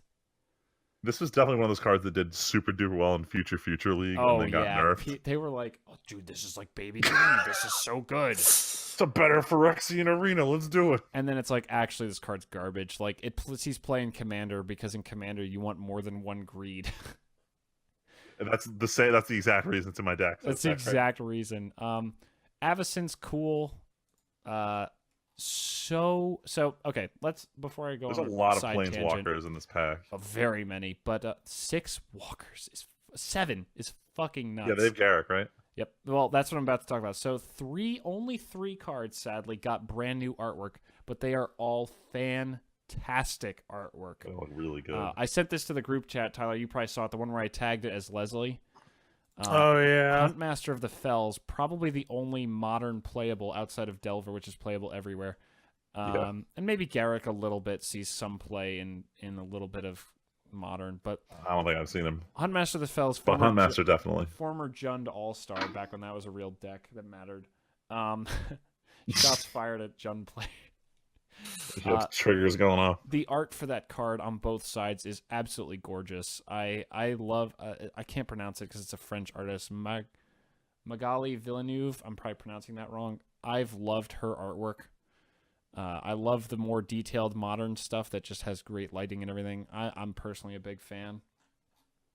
Garrick Relentless is really cool, how he turns into this really evil looking sick jacked version. And it's a little clearer what's going on than the original artwork. It's kind of hard to tell, I'll say, in the original. And there's a less serious transformation because in the original he kind of looks dark on the front anyway, but here it's like, I'm Big Jackman, now I'm Big Jackman in the forest. Probably the weakest of the three new arts though, but still good. And then Delver of Secrets. Yeah, this Delver's pretty. The card that will sell this whole fucking thing. This card is played in every single format. It's played in Pauper, Modern, Legacy, and even Vintage. And probably Every format Commander. it's ever been legal in, it's seen play. Actually, it's not in Commander. The only one that's seen play in Commander is honestly the biggest one, Dawson of Perfection. I run that in 2 decks because it's good for wizards and drawing cards and casting spells. Yep. But Delver of Secrets in every single every single 4-card constructed format, it is legal and it is played. This card is just one of the best 1-drops ever created on the face of the earth, and it's probably the single reason blue is the best color in Magic's history, except for Legacy and Vintage. Yeah. Like, it's a crazy good card, and the art is fantastic. This guy with the insect crawling up his arm, and then the insect just hanging out on the wall. That's great. I don't know if is the flavor text the original flavor text or no? I don't think so. Well, the flavor text is Unfortunately, all of my test animals have died or escaped, so I shall be the final subject. I feel No, that's the fear. original This is one. a momentous night. That's great. Yeah, no, that's the original. Because I remember reading that, and it was just like, it was eerie to read the first time I went through that. And the picture it's all fantastic. Can you imagine being the one to draw the new Delver of Secrets artwork, Friedman? How Oh my god, that'd be so. Knowing that it's all riding on you because of how important this card is. I just noticed that the From the Vault symbol transforms color when you flip it over. That's really cool. It goes from black on the left and red on the right, or black on the right and red on the left to flip to the other way. Oh wow, that is cool. But anyway, the new artworks look great. The only thing that's disappointing about this, I think they really did pick probably the best cards for this. Ulrich is too disappointing to make it, and honestly, and they couldn't really do meld. Well, they did do meld. They did Giselle and Bruna. Oh, sorry, you're right. They did. I'm thinking. But the disappointing thing is that they didn't pick some of these other cards to have new artwork. Like, couldn't we have gotten 2 more new artworks? Like, yeah, it seems a little low. Saffron Olive had the idea of, what if you took the original Gisela and Bruna artworks but made new Brisella artwork? Although I think the Brisella artwork's too iconic. But if you picked something like Avacyn or the Planeswalker 5, I think that would have been a bit much. But could you imagine if we'd had new artwork of the Flipwalkers? That would have been really cool. Like, Jace's back has always been the most boring fucking... It's like, very boring, Jace. Honestly, all of them are pretty boring backs. But especially Jace and Gideon, they're like, hey, I'm just standing here, whatever. Yeah, they're kind of generic looking. Like, that would have been so... I guess because the other cards they picked are all older. Like, they're honestly, like, the oldest cards in the set. Yeah. And then Elbrus that no one cares about, which is a shocking reprint. Anyway, we'll move on because Tyler's about to die. Tyler, wake up, wake up. Jesus fuck. Wake up, we're talking about Yu-Gi-Oh! Actually, this sounds duel. We're gonna go past Yu-Gi-Oh! Into the other trading card game that only for... No. I don't even play Pokemon. But there was some Pokemon news last week. So last week they put out the final trailer for Pokemon Ultra Sun, Ultra Moon before the release. And this was the trailer that's going to get everyone's attention because it's got Team Rocket in it. Oh, shit. One of the biggest shortcomings of Pokemon Sun and Moon was that there was no real post game. So the big thing about Ultra Sun, Ultra Moon is that there is a post game, but they kept it under wraps this whole time. And they finally revealed that Giovanni, who at the secret part of Heart Gold and Soul Silver revealed that he wanted to rebuild Team Rocket, but with people with vision was the line I think he said. And he's brought back Team Rocket, but it now features every evil organization leader featured in a Pokemon game since the beginning, all in one team. And it would have been great, but they're like, what do we call this organization? Team Rainbow Rocket. Done. Dunzo. Fucking done. And everyone, I don't understand. Like, this is very, very clear pandering to old time fans. Like, this isn't new content. This is just rebranding. I know it's obvious, but that's fucking gay. Yeah. Oh my god. Jeez. I know it's obvious, Freeman, but I was literally waiting with bated breath for how disappointed I was going to be when you said that. And so, like... point is, the community's very excited. I'm not entirely sure why they're excited, but damn, they're excited. But as is tradition with way to say that, as is tradition with every Pokemon game since X and Y, Nintendo lets you preload it if you've pre-ordered the game. Of course. But every time they let you do this, someone hacks into the game and gets it running anyway. So naturally, the leaks are live today. They made the discovery that there are some more Ultra Beasts, aka legendary Pokemon, than they previously announced. There is a hidden form of the cover legendary Necrozma. And it's kind of like the Mega Evolution for Rayquaza in Omega Ruby Alpha Sapphire, where it's so bustedly strong that Smogon is already talking about making a new tier where this guy, like, first you had Ubers, then you had to ban Mega Rayquaza from Ubers, so if anything goes. But now they have this new guy who supposedly has way higher stats than Mega Rayquaza. They're like, are we gonna have to ban this guy from anything goes into this new other format? Christ Power almighty. creep is real. But the kick the nuts, the thing that pisses me off that's already been revealed is there are no new like alternate forms of older Pokemon. Like, that was the big selling point of Sun and Moon, was that all these That was cool. Gen 1 Pokemon had alternate forms, and it was cool. I liked it. But this new game does not have any new forms. Well, which I was really hoping for, because they did that with like when Omega Ruby Alpha Sapphire came out, they added new Megas to the game that weren't in X and Y. So I was hoping they would add new forms in Ultra Sun, Ultra Moon, but they didn't. Freeman, that's because they put all their pander power into Rainbow Rocket, and they had none left to make new Megas. That's bullshit. I wanted more. Now I gotta wait for the whatever the. Clearly, Nintendo said no. Look, the one time I want them to pander to me, and they don't listen. Freeman, they pandered to you hard enough. Every single game's boss is here. I'm not a Gen 1er. I don't ask for pandering. Except for right now, give me my alternate form, like Ditto or some shit. I don't care. Ditto. Other Pokemon have to transform into it, and they just transform at each other for the rest of the battle. Hell yeah, new meta. Oh god. But yeah, that's all we got for Pokemon. I think it comes out. It's gotta be. I want to say next. I want to say next a week from this Sunday. That seems so. Or Friday. Preloading. They used to preload a month in advance. What? Jesus. Yeah, Nintendo's weird. Like, why is it? What? Well, I mean, it wasn't like an automatic before. It's like you had the option to preload starting a month before it comes out. Well, who's not That's gonna? Weird. Who's not gonna? I mean, I'm not going to preload a month before. All right, go ahead and talk about your Overdank, because we got to move, because we're taking longer than we Time have a for topic. Overdank. So Overdank. what was it? So 2 weeks ago, before BlizzCon, the only thing we had to talk about was that they were changing Anna and Mercy in the PTR, because Mercy's too good, Anna was too shitty. And up until this weekend, I'd say, they've got a real problem with healers in this game. But then they dropped this nugget of news on us this weekend at BlizzCon. Mora. Yeah, Miora. I don't know. Miora. I don't Moira. know. We got a new healer, and she's evil as fuck.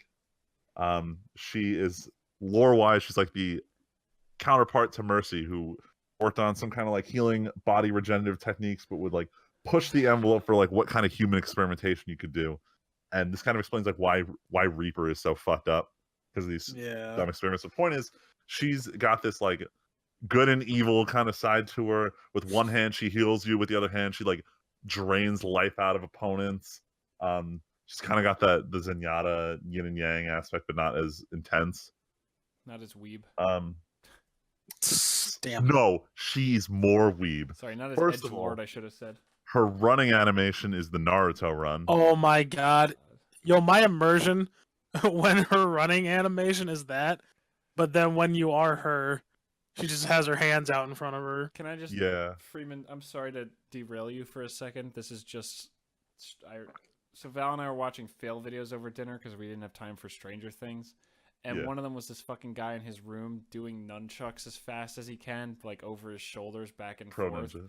And then he fucking and I'm like, oh, it's Naruto. And he fucking whips his light, and then he turns to the camera and just looks at it, and I'm like, my ninja way. Oh. Podcast canceled. I can't deal with this shit anymore. Anyway, so her run is the ninja run, and her ultimate is essentially just Kamehameha wave. So she's pretty weeby. God, yeah. I tried her out a little bit in the PTR, which is the first time I've touched Overwatch like 2 months now because I keep nerfing my favorite characters. She's interesting. I think she's going to change up the way a lot of stuff is played. She heals very fast, but she's got limited resources. She can defend herself when she gets attacked, which is like the big problem healers have in this game. Generally interesting. I personally think she looks really weird. Like she looks just like aesthetically, or she looks like the clown villain from Final Fantasy VI. She does have that nice purple motif going on. Yeah, but then she's got the weird ass long fingernails. Right. I don't know. She's got weird aesthetics going on, but at the same time, her legendary skins look like David Bowie, so it's pretty sweet. We'll see how she turns out. I don't know. I haven't played Overwatch in a while. Like I tried to play during the event, and it just didn't really work.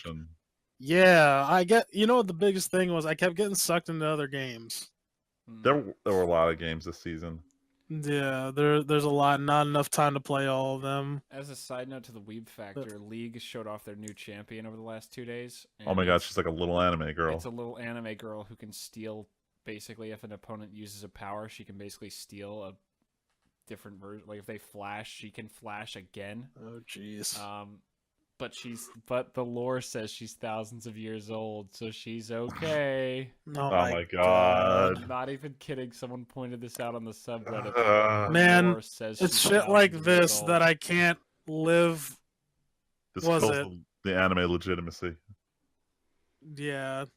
I can't live with honor and die with glory with this shit. She literally attacks people with bubbles, Tyler.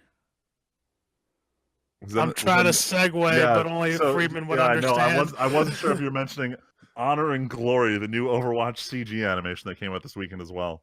If there's one thing Overwatch does well, it's these stupid character animations that make you feel at this point. For these characters. Dude, they should stop making games, just start making movies. They could be the next Pixar. I mean, isn't that what everyone wanted them to do it for the WoW movie? Like, don't fucking make someone else do it. Just do it yourselves, you idiots. Yo, they could. I feel like if they did the same quality that they do these Overwatch shorts, easy. You have to imagine these shorts take like months for just like 5 minutes. Probably. Oh, of course. 10 minutes long. Yeah, it would take them forever to make a movie. But the funny thing about this one is it was all about Reinhardt, the big tank of the game, who, you know, for anyone who doesn't play Overwatch, his main objective is hold up the shield in front of your team. And the animated short is about Reinhardt's past, where he used to be like this flashy soldier. He didn't like following the rules. And in establishing the lore that he hated being the tank for his team, would just rush in and attack. And for people who do that in Overwatch, we refer to them as shitty Reinhardts. So everyone's like, oh man, it's canon that Reinhardt himself is a shitty Reinhardt. Yep. Reinhardt himself was in fact a shitty Reinhardt. The OG shitty Reinhardt. But overall, great animation. Added some lore to the Eigenwald map they added like a year ago. Good stuff. And the big thing was live with honor, die with glory. You know, that short was inspiring. But you know what inspires me personally? What inspires you, Friedman? Weeb shit. That's what inspires me personally. I figured. I couldn't come up with anything better transitioning there. But let's just jump straight We into made it. it. This is- Fucking do it. We made it to the good stuff. Let's rapid fire out of here because we've been doing this for way too long. Almost at 2 hours first even one, without a topic. We had talked about this a couple weeks ago because there were rumors about it, but Sony has officially acquired Funimation. They finished all the legal procedures for it. They have not announced any upfront changes they want to make to Funimation or their business model, but I expect that January they're going to make some giant sweeping change. Yeah. Damn, this They're is going to wild. ride out the holiday season because Funimation just released a bunch of shit on Blu-ray. Like they just finished the Code Geass re-release, and that's selling really well. They don't want to interrupt their holiday sales. And then once shareholders like, all right, well, what's the deal with quarter one? They're gonna be like, bam, anime. Sony's also going to start working on the numbers, trying to Sony's going to spend the next 2 months planning what Funimation's going to do next year. Yeah, Yep. I'm not looking forward to this. It's gonna be weird. This means Funimation's they're gonna back out of the Crunchyroll partnership, and now it's gonna be Crunchyroll versus Netflix and Amazon. And as much as I love Crunchyroll, they're not gonna win that fight. Freeman also Funimation via Sony, because they're probably going to be like, when we can make our own streaming platform. Except it's gonna fail after like a year. Can I ask and then a just question? Rip Funimation. Okay, CISO, the place that had Harmon Quest, flopped. What is this Yeah. VRV place that seems to have sprung up to replace it? So VRV is this it's like a parent company that partners with other services to bundle into one streaming service that competes with like Netflix, Hulu, whatnot. So Funimation, Crunchyroll in there. Whatever the service is that now owns Harmon Quest. Yeah, no, they just or are Geek on and- VRV, I think. I wasn't sure if they were under Geek and Sundry, which is part of VRV No, now. I'm pretty positive Harmon Quest is just owned by VRV. Point is, They all don't of these say other watch streaming it services somewhere are and then partnered. buy it with VRV. They're like, just watch it on fucking VRV. Because I know with Funimation and Crunchyroll, I think it costs you like less money if you use VRV currently or something. No, because me and Val were looking at it because it popped up for like the first time ever when I was going to get our Crunchyroll subscription. It was like $10 a month for Crunchyroll or $15 for VRV, which covered like Crunchyroll and 15 other things. And I'm like, honestly, I give zero shits about any of these. I'm just going to pay $10 a month for Crunchyroll. I mean, with Crunchyroll, if you do a year at a time, I think it's $5 a month. I don't even remember. That's our plug for Crunchyroll, who sponsors me every week. It's a plug, yeah. Viewers, you need Sponsors anime, life. go to Crunchyroll. Yeah, Crunchyroll, don't please go to give me money for these free fucking plugs. shitty fucking Amazon. Fuck them. I started buying Amazon Strike. This is my confession for the Of course week. you did. Jesus. I couldn't do it. I needed my anime, and I couldn't take the low res Jesus. streams that Sailing the Seven Seas provides you with. Ugh. I surrendered my soul to Amazon, and oh boy, do I Goddamn. fucking hate it. Their subtitles are the worst thing I've ever seen. I Goddamn. guarantee you that as a paid subscriber, I'm emailing them every week to complain about this because Hell yeah, that's dude. what I do. I complain. Goddamn. Dude, the subs are wrong.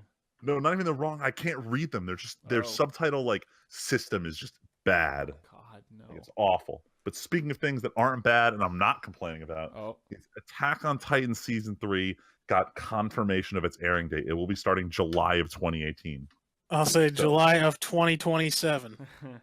Dude, we are so lucky that it's not another 5-year wait for this. I will gladly wait till July for season 3 of Attack on Titan. That's fine. I'm okay with that. They also showed off a principal artwork piece that has Eren chained up on this crystal pillar, and Levi's looking at him, but then Levi's looking back, and you see the silhouette, or not silhouette, the close-up of someone pointing guns at Levi. So we don't know what the hell is going to go down this season, but some weird shit is I happening. forget. Is the show ahead of the manga? No, Oh, not so- by a long so shot. Those people know it's happening. Everyone knows what's going on, and I'm trying It's like so My hard Hero. to avoid It's like spoilers. My Hero. Yes. Generally, most anime will be behind the manga. If it I passes, figured, it but I usually there's a didn't know problem. maybe how much. But, It's- I know we're not even it's- halfway through My It's got a Hero's good released. distance on. Oh, both of them are pretty well managed. That they're not even halfway through the material. Or no, Yeah, so Titan, you Titan, gotta- Titan I think is a little more than half. You got to think too, right? Especially for Attack on Titan. We had that lull between season 1 and 2, where a lot of other the manga is still going. Oh yeah, I know. Yeah, it hasn't. It was 4 whole years of just content constantly releasing for the manga with nothing on the anime side. They had a lot of catching ups to do, and they only did 12 episodes. Is there last any year. word on how many? I forget. Is there any word on how many episodes this season will be? So we won't know until day of, because all the broadcast networks put out like essentially this guide of what shows are coming out this season, and it will say how many weeks it's running for. So we'll know the week of the first episode. Okay. Japan likes to be super secretive with this info. Good. But surprisingly, they should were be. not that secretive with the next one. Dragon Ball Super is ending in March, which seems Damn. really weird. Most long-running shonens don't tell you it's ending until 4 episodes out. And they've basically confirmed that at the end of the current tournament arc, they're just ending Super, which seems weird because they Wow. just passed episode 100 something. Like, they got to the point where Super had been refined, and it finally got this formula where everyone was really liking it. The animation had jumped up in quality. No one is shutting up about it. It's almost, I want to say Super is at the peak of its popularity right now.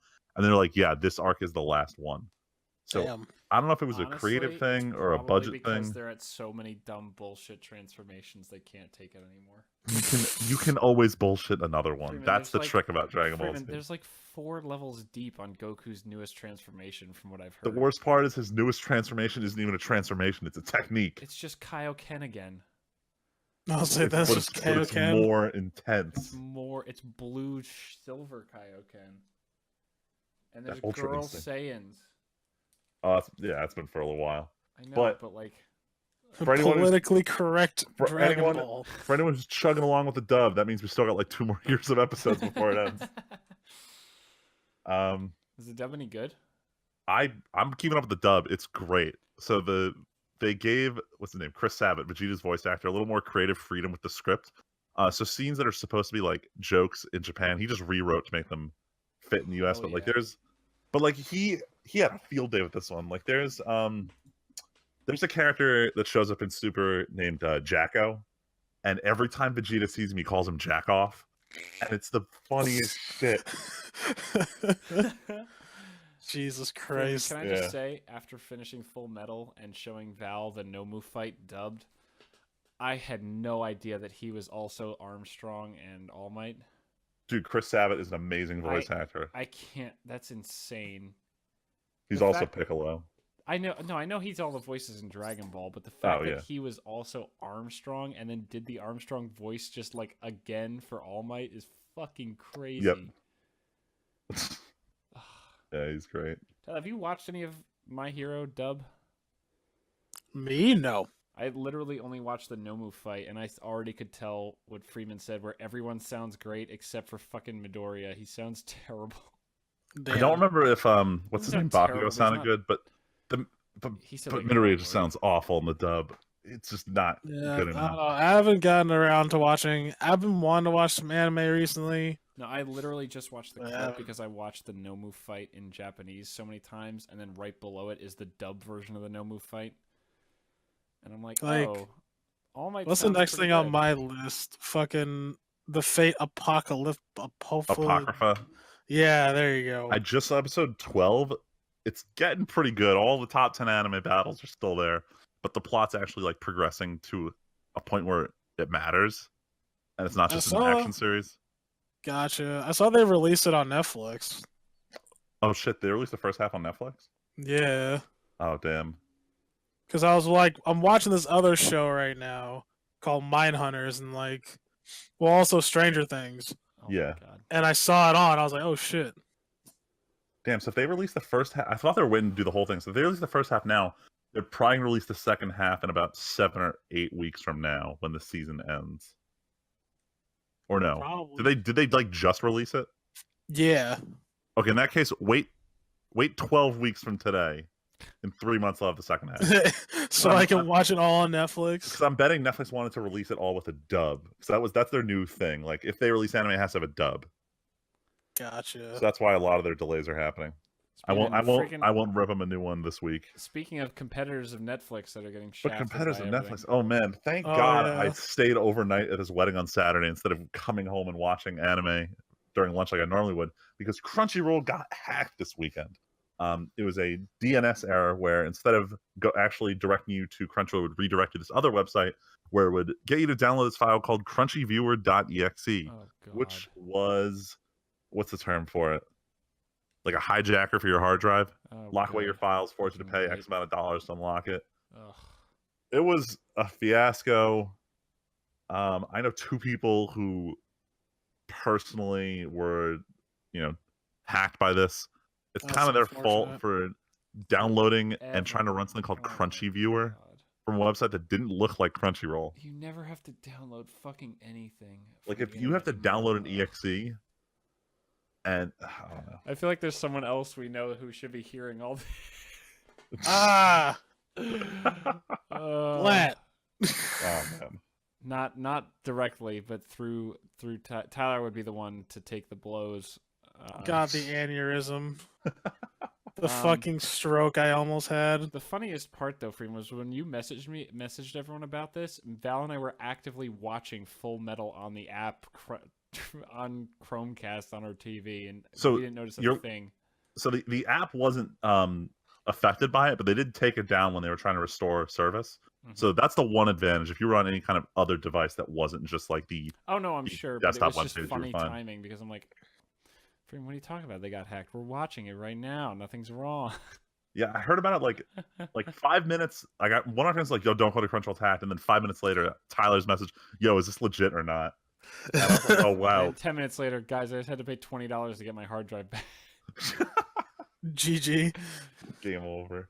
All right, we're so close. Let's power through, Freeman. But once Crunchyroll came back, I went onto their news page, saw the announcement that since his name's come up a couple weeks ago on the podcast, we were talking about the Blade Runner special that he worked on, but the Yeah. director of Cowboy Bebop and Samurai Champloo, Shinichiro Watanabe, announced that he's working on a new anime television series along with Studio Bones, who I've also brought up a lot, which is the Fullmetal Alchemist Hero Academia studio. And he said this is a show that's heavily about music, and that is where he, as a director, shines. Now, what's his name? The guy who did the entire soundtrack for Samurai Champloo is no longer with us, but he worked so closely with Watanabe to get this like very. What do you mean? That he was just one half. There was the RZA. Wait, the He's RZA still worked... alive. What? No, wait, the RZA worked on Champloo? Yeah. No, it's what's his name? It's He did some Shinabe's. work on it. He did some stuff. Freeman's no, clacking. it's New James, New Jabez. Yeah, Or- he did stuff, and then the RZA like did other stuff on it too. Damn, I didn't know he did that. Yeah, maybe it was just like the openings. It could have been just the opening soundtrack, Oh, Hold on. but his name was in the credits. This is great. Hold on. Isn't it Active just research. RZA? Yes, The RZA. RZA does not appear on the Wikipedia page. What the fuck? Are you not? Are you sure I you're not thinking of? thought- I Are you sure was- you're not thinking of Afro Samurai? No, Uh, no. the active Yo, dude. research occurred. Now I on gotta top of actually Nice to look- hear it live. Fucking crap! The clickety clack live. Dude, on- you're Clacks. thinking of Afro Samurai. Am I really? You are. What the fuck is wrong with He me? did the whole score for that one. Oh my god. What have I been doing? Yeah. So New I'll Jays, smoke who's anything. no but- longer with us, did the soundtrack for Champloo, but he worked so closely with the director to get the feel and the atmosphere of that anime that I'm very excited to see what is going to get pumped out here. Yeah. But on to real quick, we'll do release news, and then It's just like quick the about music anime. of Food Wars. Dude, the music of Food Wars. You know what I mean? Not the like literally the music from. I mean like a Food Wars level show Basically, about like DJ battles. essentially, I don't know what kind of music he's gonna go with, because like Bebop was very explicitly jazz and Champloo was more hip hop. So I don't know what genre he's Some gonna go with, Scott but it is Pilgrim shit. music. Dude, that'd be amazing. Anyway, But in release. terms of release news, I've brought it up kind of briefly in the past because I'm a huge fan of Studio Trigger, aka former Gurren Lagann Studio. But their anime Darling in the Franxx with 3 X's at the end of that word confirmed that January is when this mysterious anime is going to start airing, and I will definitely be following that along. Yeah, I'm gonna but- wait for you to watch it, but then I'll probably fucking do it. Yeah, I'll recommend it as releases. I have a creeping suspicion that Netflix is going to eat this shit up hard. Kill la Kill did really well on Netflix. I feel like they're going to Of grab course it. it fucking did. Yeah, but Like, oh wow, one of the most popular animes ever did really fucking well on Netflix. Who would have yo, but it was on Crunchyroll first. Anyway, sorry, go Anyway. ahead. In terms of other releases, I know everyone Oh. in our podcast here Oh. got really excited Oh. when we saw that Gundam Wing was getting a US Blu-ray release. God. Look, I'm this sitting is here with both of them on my desk right now. I've been dying to watch Gundam Wing for forever, and for the longest time, you couldn't legitimately watch it because of all the Gundam licenses.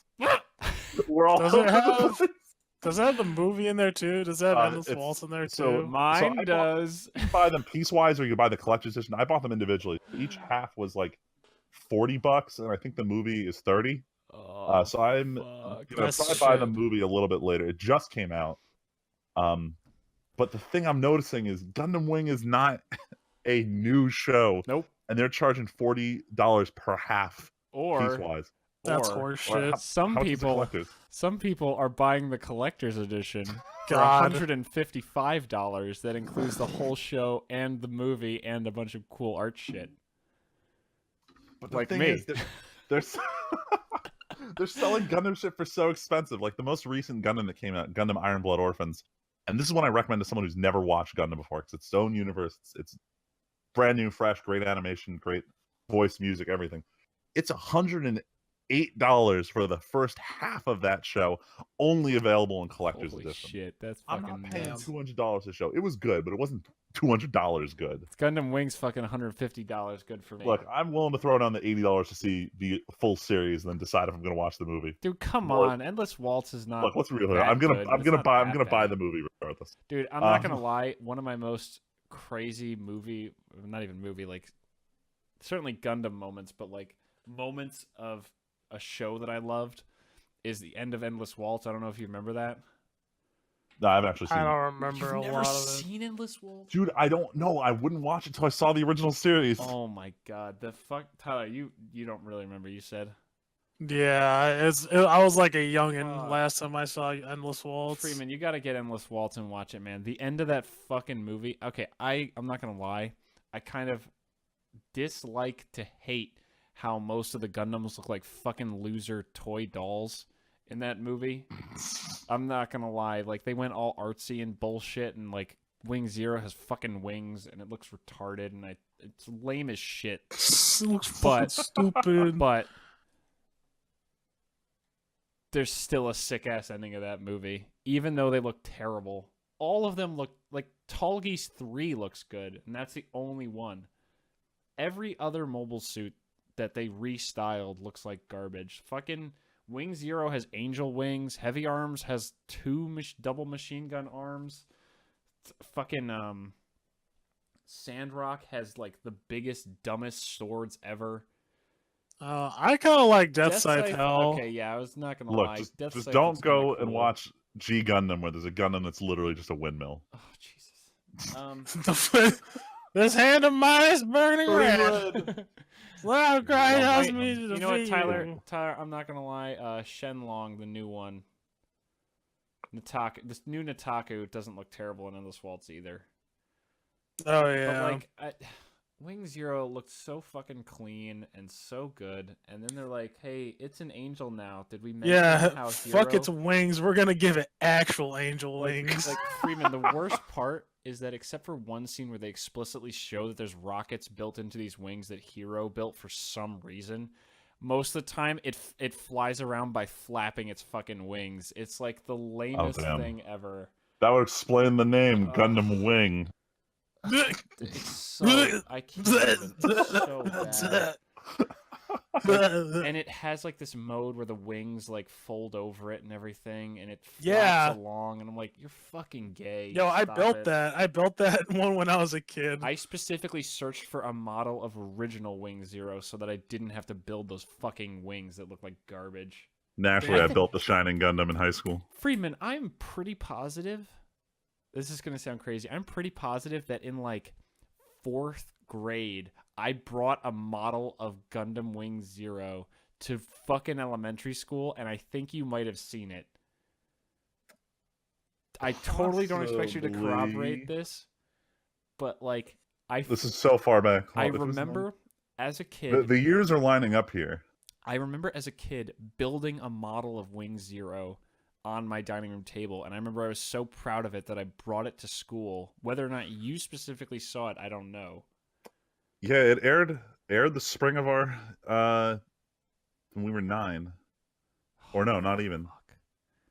I was So hoping yeah, no, this is lining up. this I know. I this don't personally remember. This is too far back. this collector's edition box is so big. I was hoping there was a model or some cool shit in it, but it's just a bunch of art books. It's the Anyway, let's box. keep going. We're almost done with the show. No, Let's we're almost fucking- done. But since you mentioned movies with weird endings, I'm going to talk about the weird anime movie that I Good watched endings, last week. God damn it! It's just that they all look like shit. Damn. So I was talking about how it was coming out in U.S. theaters. The movie A Silent Voice. Oh yeah. I could not go to any of the screenings, so I sailed the seven seas and stumbled upon the movie.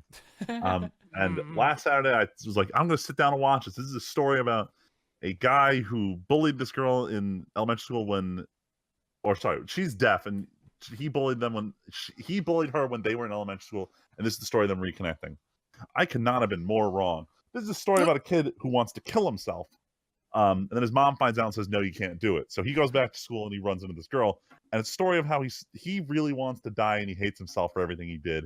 And then he meets her. And it turns out she also wants to die too. So they go and they reunite with all their other friends, but they all hate each other because they're all assholes. Oh my God, and it's a story of how everyone's a huge dick to each other and no one's really no. that great. And you think everyone's going to fall in love. And then someone tries to kill himself and then someone saves her, but then he almost dies trying to kill her.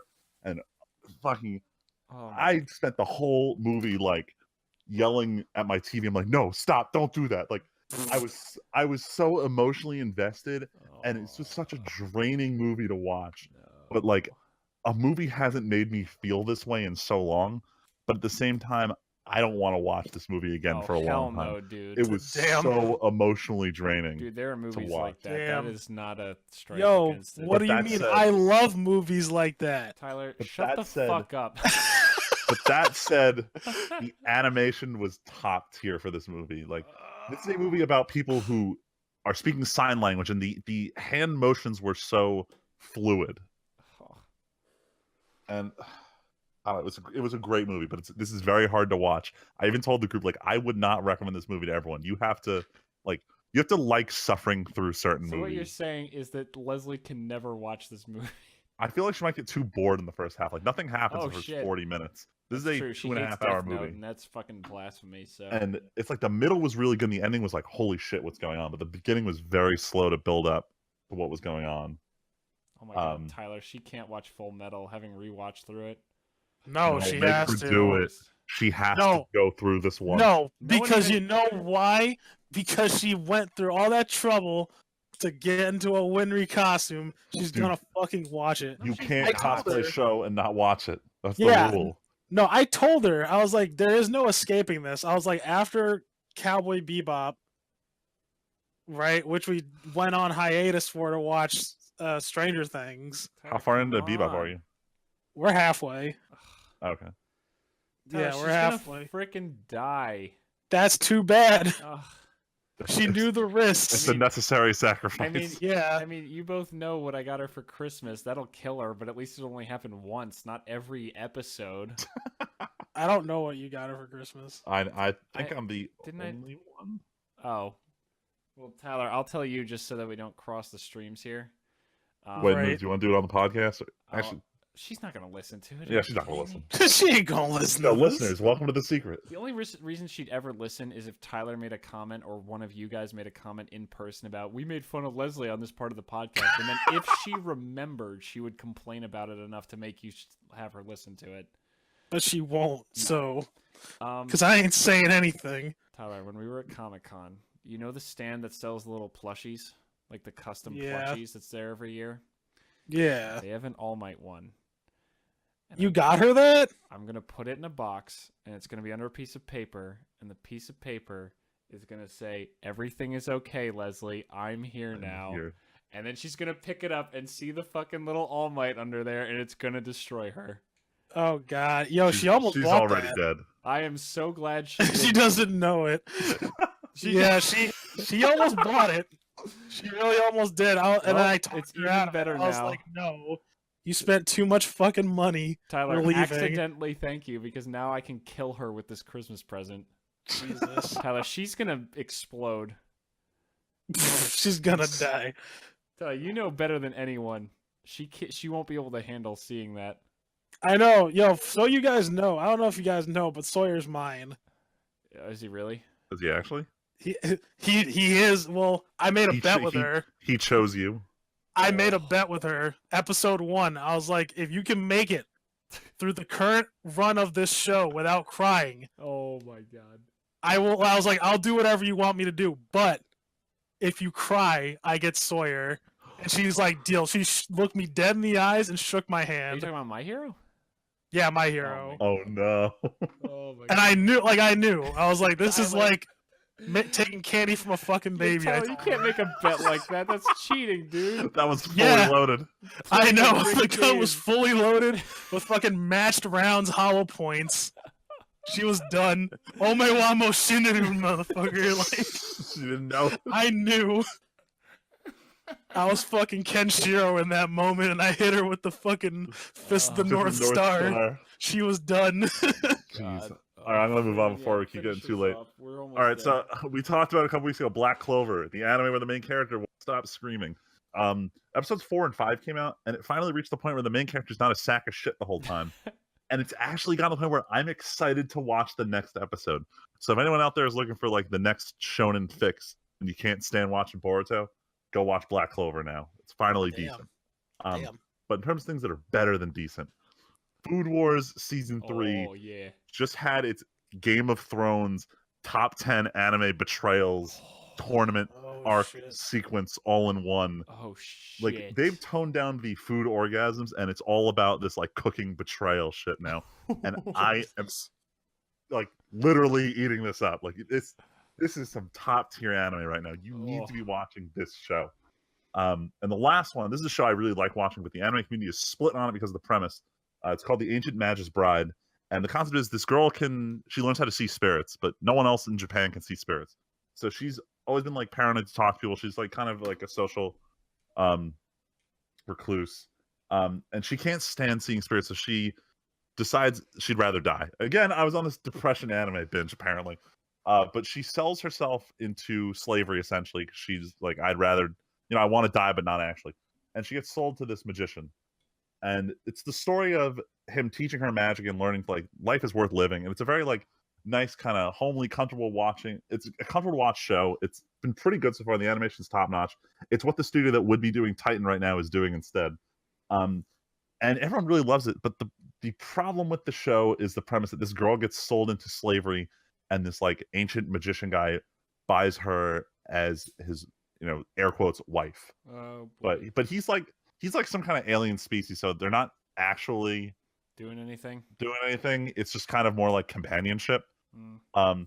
And the social justice warriors of the world are like, this is terrible. They can't have a show like this, but it's such a nice show. And that's the general consensus. Like, this is a really fucked up setup, but it's a well executed show. I and mean, no one's sure about whether they should be mad or not. But then you can't take that and be like, oh, but Silent Voice is such great, amazing artwork. But Silent Voice had great, amazing artwork. Look, the thing is, being about suicide doesn't make it bad. Being about like slave trafficking is crossing somewhat of a line. I feel like that's a line that suicide planning and almost execution also crosses. But suicide's a hot topic right now. Is it? It's the it thing. Is it a hot topic? All those depression, kill yourself memes are just huge right now. Oh my God damn it! I mean, he's right though. I'm like 50% joking with this. I'll say it's not. I wouldn't say it's within that context. No. Like, I don't think it's like a real thing. But isn't? Wait, hold on. Time it. Like, isn't like a suicide like a really big thing though in Japan? In Japan, it's way bigger than it is in the U.S. So, yeah, like that. like, That's what I imagine. Silent So Voice for is them, it's all probably about a people who didn't bigger want to be issue. alive. In Ancient Magus Bride, like the girl, she didn't want to be alive, but she didn't want to kill herself because her mother did, and she saw this when she was a kid, and that triggered her being able to see like spirits. I made the show sound a lot more depressing than it actually is now that I think. This is a No, very but that's- lighthearted yeah. show outside of the whole her mom kills herself and she doesn't want to live anymore. Exactly, After that that's first the half of the first issue. episode, it's very lighthearted, but it's But that's what the show is clouded by because Yeah. slavery is bad, so you can't make shows about it. we'll see if it picks up. As long as they downplay that concept a little more, I think everyone will get over it. But until then, watch at your own risk. Don't get triggered. This is absolutely not an attempt to get political, but this is kind of like changing historical monuments and things like that to be like, Kind of. oh, this is not okay now, so we can't recognize that it was bad at a time, but it did happen. I mean, you can also make the argument the character did it willingly. So If I put myself into slavery, yes, slavery's still bad. but like she was like, yeah, I'm okay with this. Yeah. Yeah. Slavery's not good. I'm glad. Slavery's not good. No. But this anime is good. That's what you want to walk away with. Like, it feels like that's a dumb thing to be like, we can't watch the show because slavery is bad. That's just the way it such is. a dumb My sister's a tagline. big social activist, and she's like, I'm conflicted. I want to like this show, but I need to protest it. And I'm like, Oh, God Jesus damn it, stop it. Christ. Just watch the damn Shut the anime. Like, fuck up. it's a cartoon. SJW's ruining everything. Including my precious anime. My fucking don't touch my anime. Don't touch my anime. SJWs, go back to your other edgy political things. Go back to your shit, and I'll stick with my weeb shit. Freeman, Yeah. your shit touches their shit, so now it's their shit. Yo, get my weeb shit off Tumblr. I don't need this anymore. Oh my God, Freeman. Get out of my world! You fucked up my world! Don't touch my shit! Freeman, weeb shit and Tumblr were like made for each other. No. Unfortunately. Yes. It's gonna create the singularity. I've also just tried to work in the phrase weeb shit to end the segment. All right, let's talk about weeks real quick because I'm still recovering and everyone's tired. So I'm tired. what are I you go to doing? sleep early now. What? what are you doing What am I doing? this week? Shit. We're gonna go. Me and Leslie. We're gonna go see Thor Ragnarok. I heard it's really good. Val and I were gonna do that on Sunday, but then I went to a bonfire until 2:30 in the morning, including Damn. daylight savings time starting up again. So it was more like 3:30. Oh, dang. So I was like Damn. dead. So we didn't go. Damn. We are gonna go soon because I fucking want to see that movie. Yeah, we're gonna see. At least we plan on seeing it because, well, I finally got paid, and she's getting paid finally. So. And she's getting you to buy the tickets. Gotta spend the money. No. She's gonna get paid, but I buy the tickets. She buys the snacks. That's how it works. That's the deal. Oh, Tyler, is I the decided deal. to bring snacks for no related reason to money. Damn. Yeah, no. She knows we have knows to the get rules. the popcorn there. Yeah, she knows the rules. That's basically how She- me and she Val knows- do it because she's the one who always wants the fucking popcorn, and then I'm like, well, you're getting me a soda then because I'm gonna be thirsty. Yeah, I mean, don't get me wrong. I want that popcorn too. And before, we never used to eat all the popcorn, but now we do. We fucking demolish that shit. I don't know what happened. Yeah, I have to Anyway. convince Val to get a smaller size. Yes. Yeah, I don't know. We've been throwing down the large popcorns Oh, late as of God. late. Yeah, I don't know. I'd make outside a comment, but that- any comment would be construed by Leslie as she's putting on weight and getting fat, so I'm not gonna say anything. Yeah, don't. Doesn't matter. She's not gonna listen to this anyway. That's very true. Yeah. Spiritually, I mean, somehow she'll sense that I'm making a comment that she could construe as fat, so. Tell me about it. Fucking tell me about it. Outside that, I got nothing. I really got nothing. I'm gonna play my games. Yeah, like what? I still haven't beat Breath of the Wild. Oh my god. I'm at Ganon. Like, all I gotta do is just go and fight him, and that's pretty much it. But then the adventure will be over. No, I mean, yeah, I guess so. I kind of want to beat it just so I can be like, all right, I can move on to something else, and that's shitty. You don't want it lingering. Yeah, like you know what the fucked up part is? Like, I really want to keep playing the game. I do. Like, there's a lot of shit that I still want to do, still stuff to do, But but then there's Ganon. yeah, well, no, it's not even just Ganon. Like, I would rather Ganon for me signifies like, okay, I'm done with the game, right? Like, I guess I could go back and do stuff, but you know what I mean.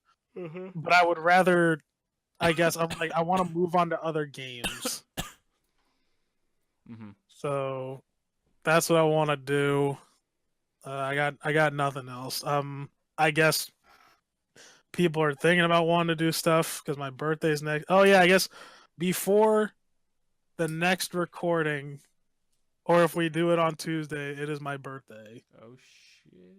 So it's like I don't want to do anything, It's fair.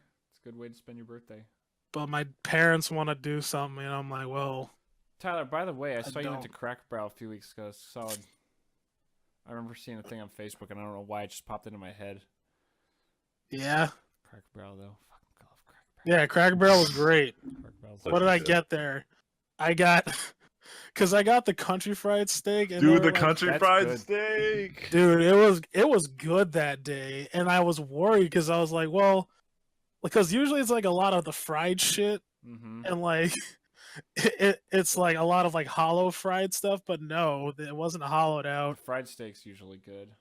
Yeah, it was really good that day. And then they were like, oh, you need 3 sides. I was like, give me 2 of the mac and cheese Oh my god. and the fucking mashed potatoes. Tyler, I have never doubled down on a side. I always spread it out.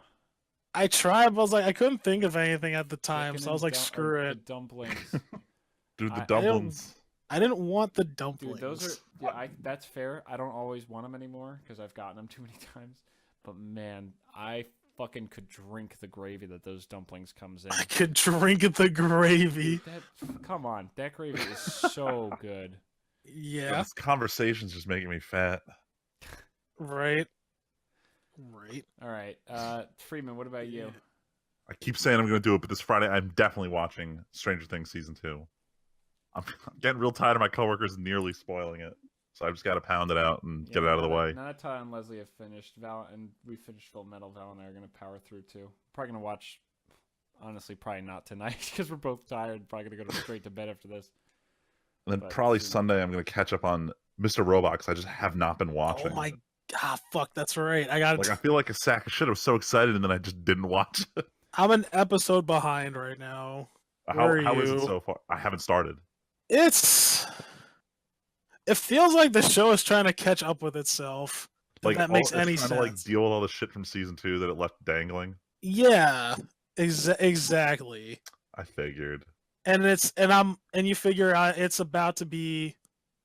No, we're 3 episodes. No, we're 3 episodes in now. It's gonna be the 4th tomorrow. I haven't seen the 3rd episode yet. No, it doesn't air on Wednesdays. Oh shit, that's right. Yeah, it's airing tonight Yeah. or aired already.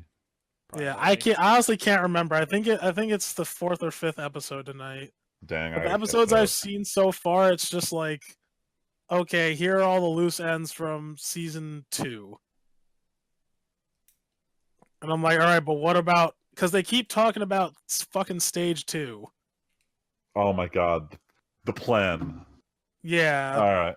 and like that's obscure enough for me to talk about because I don't know what the fuck that is. Yeah. And anyone who watches the show won't know what it is until it actually shows up. So Yeah. everybody's still asking about it.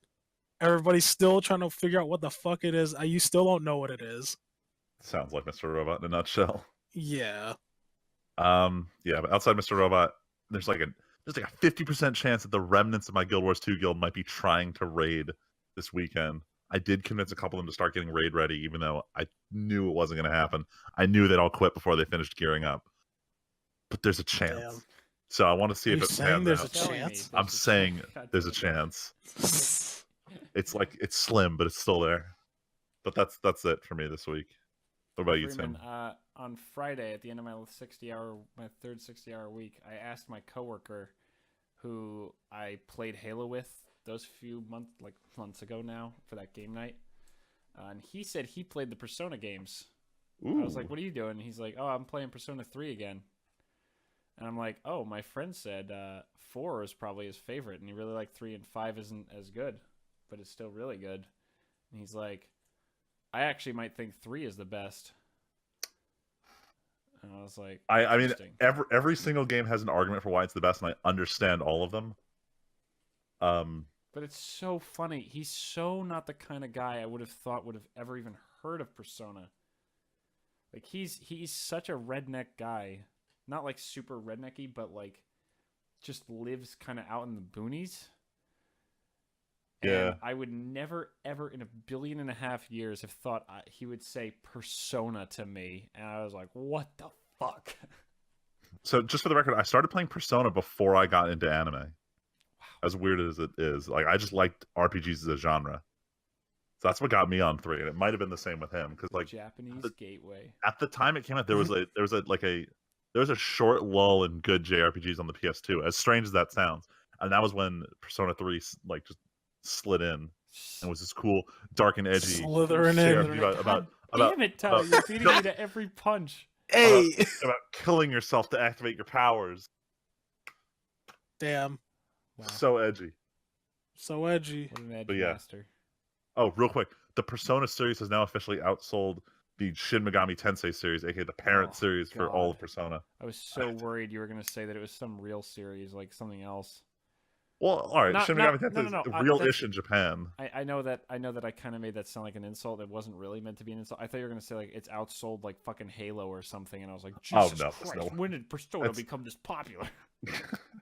I mean, like I was looking at the sales numbers; these are awesome. It's like it was something like 8.5 million. I'm like, that's pretty solid. But then I looked up that PUBG just hit its 200 million downloads, so it really puts it into perspective. Yeah, right. Yeah, Jeepers creepers, that's ridiculous. it's absurd. That's frickin' nuts. It's freaking nuts. All right, Tim, what are you doing? I'm tired.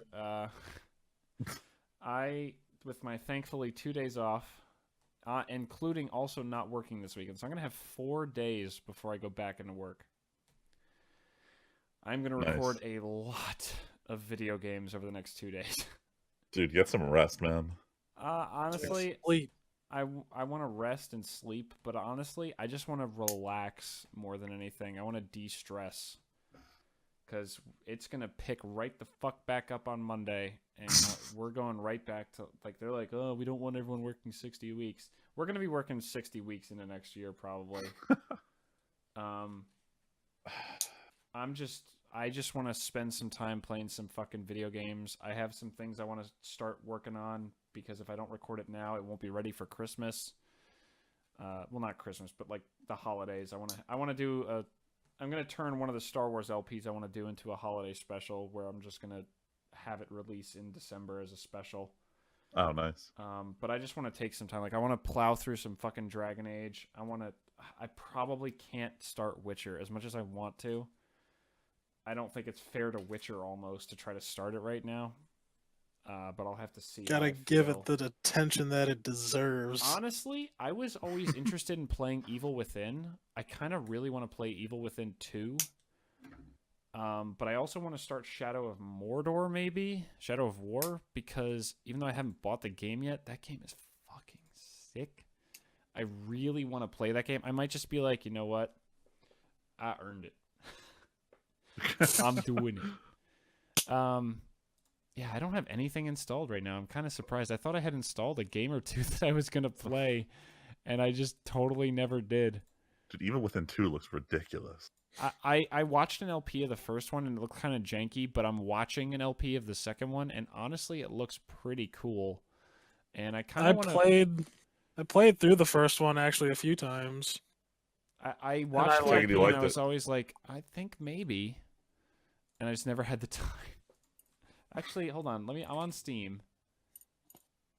I do own the Evil Within. I never got to play the first one, but at this point, I think it's easier to just play the second one. Because the second one seems like it fixes a bunch of problems from the first one. And it's like technically a better game, and it's kind of open worldy a little more than the first game, which was super linear. So it definitely seems like something I want to try. Do I have any other games installed? I'm sorry, I'm just going to...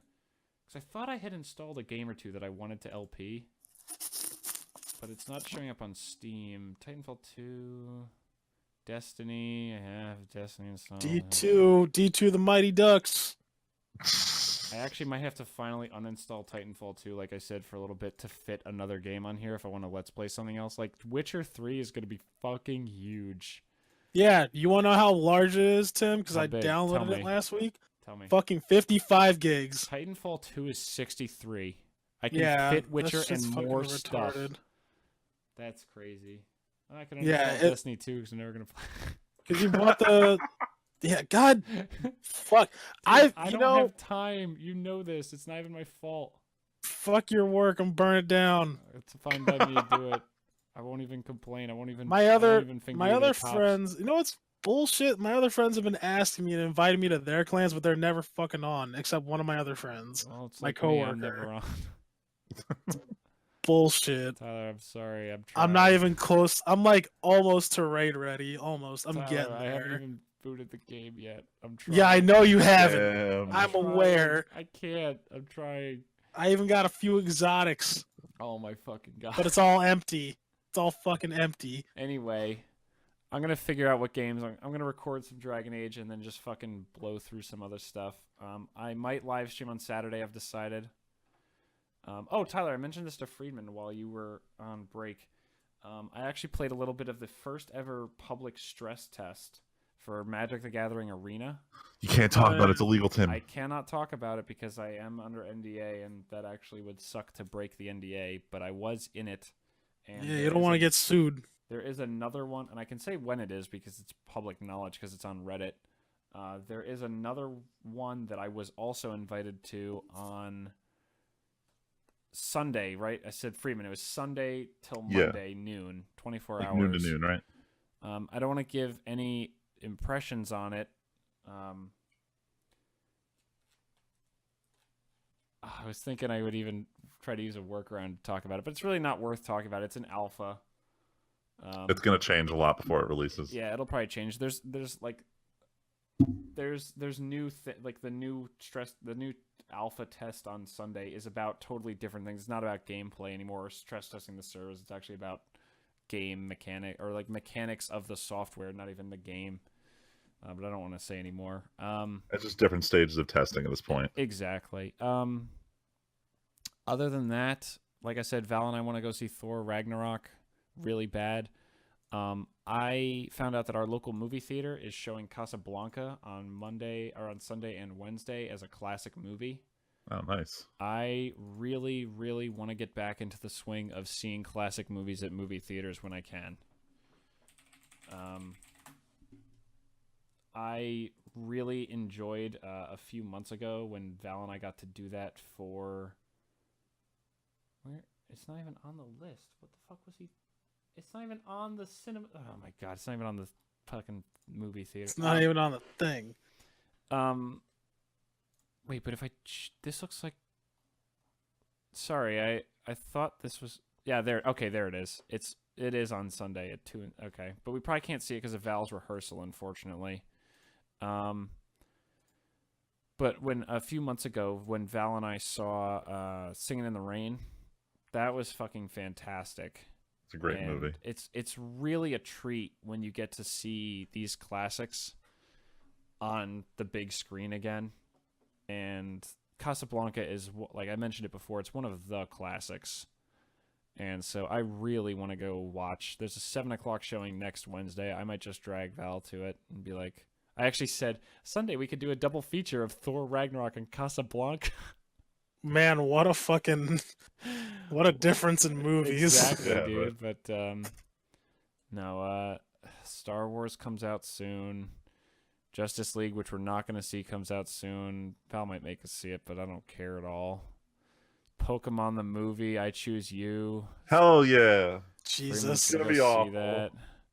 Oh, there's a new 50 Shades movie coming out. It's gonna Fucking be 50 awful. Shades Freed. I don't even cares. You know John Man. Williams did the music for that?